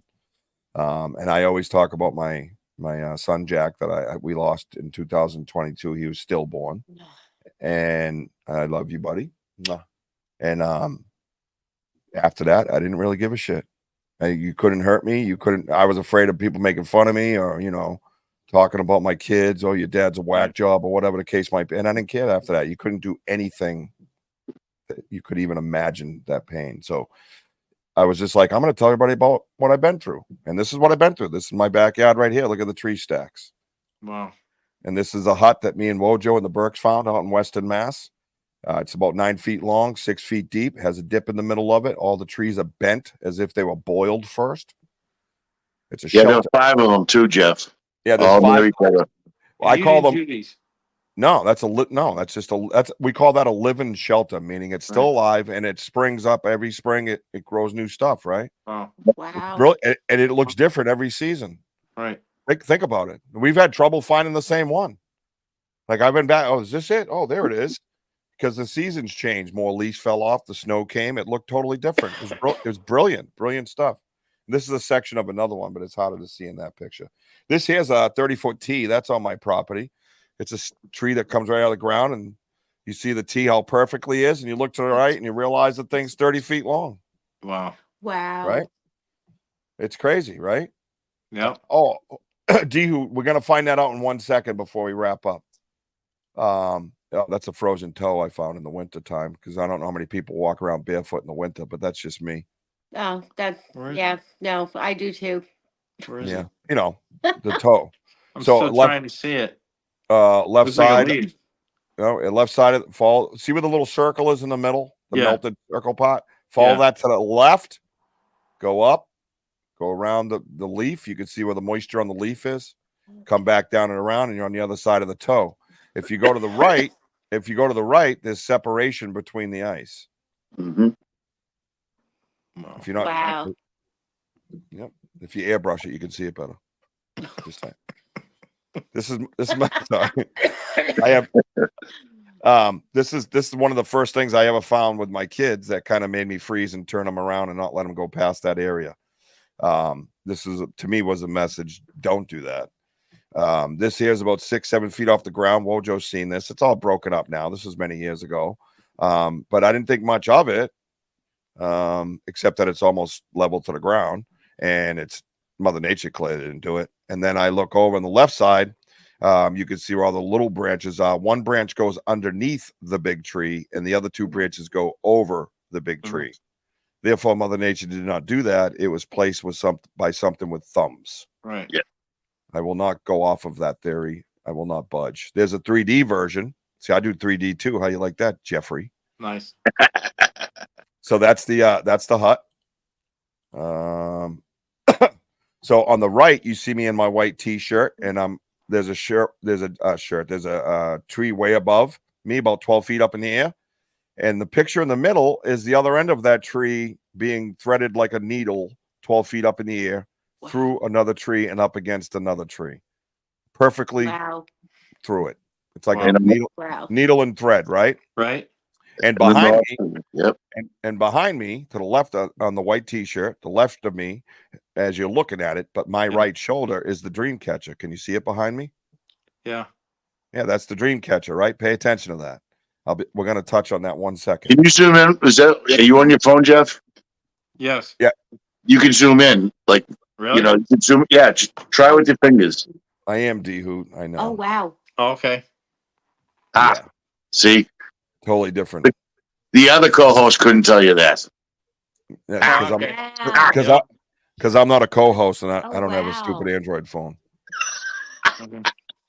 So on the left side is a 360 twist, not a 180, not a 90. That is a 360 spun around sapling and pushed to the ground. That got my attention as well. That's right on my game trail. Right. Rich, which month was that that you took that picture? Say that again. What month did you take that picture? The white one Of white, you with the green catch in the yeah. That was about September, October. Jeez, it's still green, but it's just yeah. So these are a bunch of the bent trees that twisted. You can see the binding in the tree on the right. The other one is a much older one. I believe this is something that Native Americans practiced. They broke little trees as they grew up in order to point to like watering holes or game trails, feeding places, stuff like that. I think Sasquatch has adapted that same mentality. This is X's that we find in the woods that just randomly fall and are perfectly balanced on little twigs. The one on the right, I believe, is the 40-foot X. And if you look at the top left again and enlarge it with your phone, you can actually see it's resting on another small, skinny tree. The magic whirly wind did not put that there. It's more unreasonable to think that Mother Nature did it than an actual creature Right. that I've never looked at did it. Stacks. Okay. So here's the dream catcher. After doing, I found the dream catcher in 2021. On the left side, after doing research, apparently there's a book out there called A Field Guide to Sasquatch Structures, and that book was in 2016, and that's the cover of the book. It's pretty similar to my property, don't you think? Right. Yeah. Pretty mind blowing, right? So this is what we call the asterisk on the left, and on the right is the asterisk that's in the book. Again, the book was made way prior to me coming out of my Bigfoot closet. On the right is Wojo's brothers twerking or something. We don't quite know yet. We have to get to the bottom of that. Why I never noticed that? Yeah, I don't know what he was doing. He was offering himself up. I have no idea, dude. I have a whole system with my kids, D, who'd actually, well, I've had them out there in the woods plenty of times. My son David had an experience when he was bringing the dog out one time and watched something breaking through the tree and run into the dusk so he could actually see the outline of it. So there's a whole procedure in place, and it's called "Don't Go Out There." That's it. Again, now look on the left side picture. Yeah. I'm reenacting that picture with me with the white T-shirt. Right. Now zoom in on the dream catcher behind me. It's on to the left. It's the same picture on the left side. Right. Do you see that? Do you see that? Do you see that broken? What was that, Jeff? Yes. Wow. I see it. You see how it's broken, like right smack in the middle? You're talking about a 6-7 inch tree branch right there. That one's about 8. It's about 8 to 10 inches and actually almost 40 feet tall. Wow. And it was bent over into an arch and held down by something. And then they did all the little pine trees. And then whatever it was, after a while, they destroy their structures. I don't know why they do it. Maybe it's my fault. I have no idea. But this one is particular is snapped right at the very point middle of the arch. Right. And everything else is destroyed around it. So I had a theory. I kept saying, I think they wrecked their own structures. And now I actually have proof that they wrecked their own structures. So Magic Whirlwind did not break that arch dead center in the middle and make it into a letter A. It just did not happen. An arch is way stronger than a square, and an arch is way stronger than a letter A. So you would have to walk up to the middle of that tree and pull it in order to break it. Period. Hey, it's like you're doing this. Right. That's incredible strength. Well, it's incredible strength, and it's no coincidence that it's by the suspended tree, which at one time it's much skinnier now. This is years later, but you can imagine that tree is probably 500-600 pounds for Christ's sakes, so my theory is whatever creature did it to the suspended tree is strong enough to do that to the arch. So obviously, to me, exactly. And on the right, once again, is Matt twerking. So, the middle picture. Look at the middle picture. I call that one the rake. You see all the different sticks perfectly balanced straight up and down like that. It's just weird, randomly in the middle of freaking nowhere. It's bizarre. I never noticed you in the middle of there, Rich. That's a perfect picture. Yeah, way down back. Yeah, I did. On your property? 90% of this is my property. Yes. Right. Yep. And there's that footprint right there in the middle. Yeah. That's on my property. That's the problem. You see the separation? You see the separation of the toes? Yeah. Yep. Relevance to the time of year and seasons. Yes, D-Hood. I do believe they're more nomadic in my area as opposed to migrational because there's not enough land to be migrational. Right. But nomadically, I think they pass through my property, they stop off, they hunt, and they move on to somewhere else. I have more activity, I would say, from September to January, early February, and then it goes kind of quiet here and there. And then the summertime, I've had plenty of experiences in June and July. So I think it's more of a vacation home as opposed to a year-round home. Okay. That's the way I call it anyways. Moon cycles always affect every creature because we have liquid in us. But yes, I've had some activity in the moon. But yeah, could you make out the footprint with the broken snow there? Yes. It's about 17 inches long. Wow. Yeah, and we found a series of them, but there were two broken up in the snow to tell what the hell they were. They all look like saltine crackers crumbled. You know what I mean? Right. From them. But this one showed separation in the toes, which I actually showed my 13-year-old son, and that's the first thing he said. I go, why does that look like? He goes, I see a foot. And I said, okay, because I asked him, what do you see? He says, I see a foot. I go, why do you see a foot? He goes, because there's separation where the toes are. Boom, 13 years old. And you see the bat. You see how it's broken. Yeah. So, well, just before the picture was taken, Richie decides to do a wood knock, and when he smacked it, it just flew right off. He goes, "Oh no!" Yeah, that's excuse me, that's like a 1970 something Jim Rice mini bat. Okay, Yeah, that's right. Yeah, it's not funny. Stop telling everybody that. And this is one of the huts we found on my property, actually. You see how the trees are bent in a strange way? Yes. Look at the area where the leaves are clearer. You know, there's not as much snow, so you can tell it actually is a shelter, right? So there you go. There it is from a distance. Crazy, right? So when they bend these trees, what they're doing is they're preserving. So when they start like growing, it's just like it gives them, it camouflages that every year. Yeah. Right. Think about it. Amazing. Seasons change, right? They go away, come back. They always look different. They always provide new food, right? I mean, I believe they eat anything. If you're about 800 pounds, you probably would, right? So the question that we had asked was, what state is Dogman in? But that's working in reverse. How would we figure that out? We'd have to guess. I'm going to say Oklahoma. What do you got? What do you got? What state is Dogman from? Anybody want to post a guess? Because I'm about to wrap up. We've been talking. I have no idea. Anybody take a guess? Just take a guess anyway. Mojo, what's your guess where Dogman's from? I already got Oklahoma. Oh yeah, they're marking a path, definitely. D-Hoon. They know they've been on that property way before, probably when Native Americans were on that property. Ronnie says Michigan. Okay. Dogman, huh? I went with Oklahoma. I would have said it. Just go to Oklahoma and look. It's not listed. It's out in Oklahoma? I got a bunny man and a pig man. In Oklahoma? No, Oklahoma is the Oklahoma octopus. What? Fucking what did he just say to us? Wait a minute. Oklahoma octopus. Oh, wait.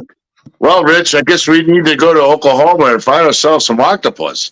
Bigfoot's in Washington. Well, that's right, Jim. I believe he said the octopus lives in Oklahoma, a landlocked state. Back to you, Susan. What in the hell just happened? Jeff just glitched on us. Is that the Matrix? Exit stage left even. Oh my goodness. All right, well, we're gonna find out what. Oh, a giant octopus-like creature. Swimmers have reported feeling tentacles and seeing large shapes underwater in the state lakes. All right, what site is this? It's paranormally beyond. Yeah, they're fucking beyond all right. Beyond reality.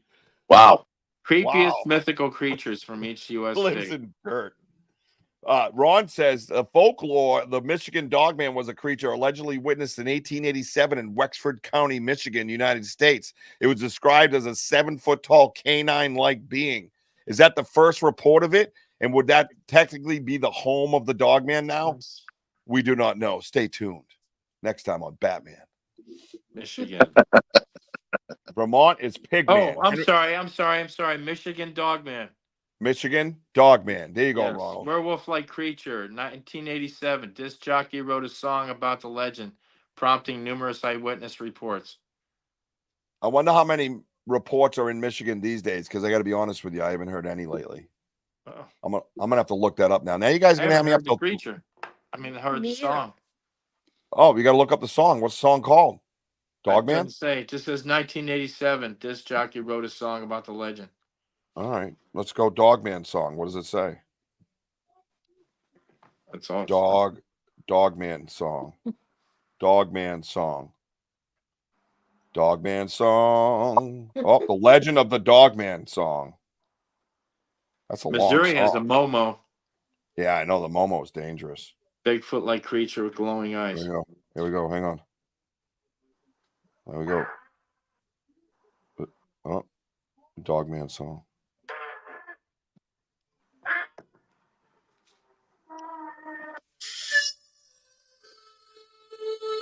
What? So the officer and I went out there to. They chased it around. Is he talking? It's a talk song. A lover named Johnson grabbed him a stick. A lover named pulled Johnson. around inside. Then the thing let out an unearthly scream and came out It's like that rubber duck song. and stood upright. Is this guy making love to a dog, man? Those rubber ducks are just ain't gonna take no more. So we crashed the gate. It was 98. So let them truckers go. I gotta tell you, that dog man song is pretty disappointing.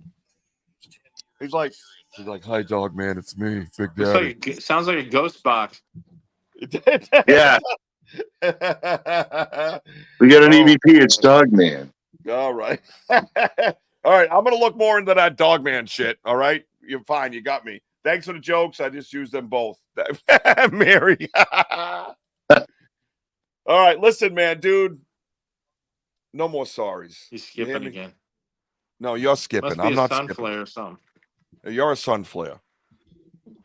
That's Every all. time no. What? Anything? Am I It's skipping, breaking up. Mojo? No, you're fine. It's you in the cardboard. It's not On me. my side, he's breaking up. Jeff, can you hear me? I can hear you. I can't hear him. Jeff, what kind of phone do you have? iPhone Android. 15 Pro. Ah, see? Your iPhone sucks, Rich. That would have to that would have to be Well, internet. I It's the- I live in a cellular wasteland. I have to do everything through Wi-Fi. Yeah, so he probably is it an older apartment? Now Rich is totally gone now. No, he's still here. Oh, I don't see him. I mean, No. it's a frozen screen. Rich, can you hear him? Yeah, I can hear him and see him perfectly fine. There's not Yeah. one pic. No, I'm gonna remove myself from the stage. I lost him. Well, he's. Oh, okay, there he is. Can you see me now? We good? Yeah, I can see you now. Can you Is hear me this like good? a Verizon commercial? Can you see me now? Ron keeps saying it's Jeff's internet. Jeff's killing me swinging that vape around. I quit vaping like a year ago. See, now Well, then it's you're doing it fine. again. Dude, it's you. Look at the notes. Read. It Thank must you, be on Henry. my end. Yeah, it is. So, anyways, listen, it's Is probably it- because we've been live streaming for days, bro. No Okay. more no more sorries from you, bro. Chin up high. You should be a confident mother effer. You understand? All right. Yes, Like sir. you're a talented dude. You're a gifted dude. You're a caring dude. You got a story to tell, and it's for real, man. And you should honor yourself every day and be proud. That's all I got to say about that. That's how I feel from one fellow addict in recovery to another, because Yes, sir. I know how it works upstairs. You know what I'm saying? So Yes, sir. and you ever need anything from me, you just reach right out. 2 a.m, 3 a.m, whatever you need, brother. I'm always here Yeah. for you. You're always welcome here. I'm gonna make a banner for the show just for Haunts for the Homeless, so we can run it every show. Just like everything else. I didn't run one damn banner, by the way, co-host. Oh, No, you haven't. yeah. There we go. And not only that, kudos to your Uncle Bob. Thank you. Yep. You know, I'll let it, Uncle, I'm going to Uncle tell him Bob. about this. that's very uplifting, man. Yep. No, great stuff. Everybody on the side had a great time. Everybody participated. D-Hood, all you guys. Thank you guys so much. Jeff, is there anywhere they could find? Is it just homeless? Say Haunts for the Homeless again, where to go? To donate, it's Haunts for the Homeless at gmail.com on PayPal. And we're on Facebook. I'm currently working on a website right now. All right. So you're on Facebook, same thing, Haunts for the Yes, Homeless, sir. right? Yes, All sir. right, cool. Make sure you go there. Help out with what you can. If you listen, if you don't got the nickels to rub together, totally get it. Talk about it. Spread the word. Spread the love. Lisa Marie, thank you for coming by. Thank you. Lisa Marie, thank you for the cardboard boxes. Yeah, you can take him down now. We appreciate the cardboard boxes. Thank you so much. Everybody that tuned in, thank you so much. Next Saturday, back to Bigfoot, folks. Back to Bigfoot. We're going to do some Bigfoot and stuff, right? Thank you, Sam, for being here. Ron, D-Hood, Henry, like I said, everybody that stopped by. Make sure you follow me on TikTok. Make sure you follow me on Instagram. Make sure you follow me on Facebook. All the same name, Banter with Richie B. Like and subscribe to my YouTube page. Let's get it going. June 22nd and 23rd, I will be streaming live from the Charming Fair Farm in New Hampshire. It's going to get pretty wacky up there. They just don't know it yet. Shh. And Wojo, Buy the merch. good job, by the way, on your very first full-time co-hosting position. No, thank you, Rich, because you know what? You're a true brother. I love Richie, and thank you for having me as your co-host. Thank you, Jeff and Lisa. It was a pleasure meeting you all. Absolutely. Thank you. And catch Jeff again next week. Probably a little bit more subdued, just so you know. Anyways, on Unturned Pages, Sunday night at 9:00. Make sure you catch him there next week to catch more of his stories and probably some questions I didn't ask. I mean, I doubt it, but you know what I mean. All right. I'm just kidding. Love you, Russ Diver. Love you, Jenny Davis. You're going to have a kick-ass guest right here. Make sure Lisa Marie comes. She makes the whole show. Have a good night, everybody. Keep Good climbing. night. Good night.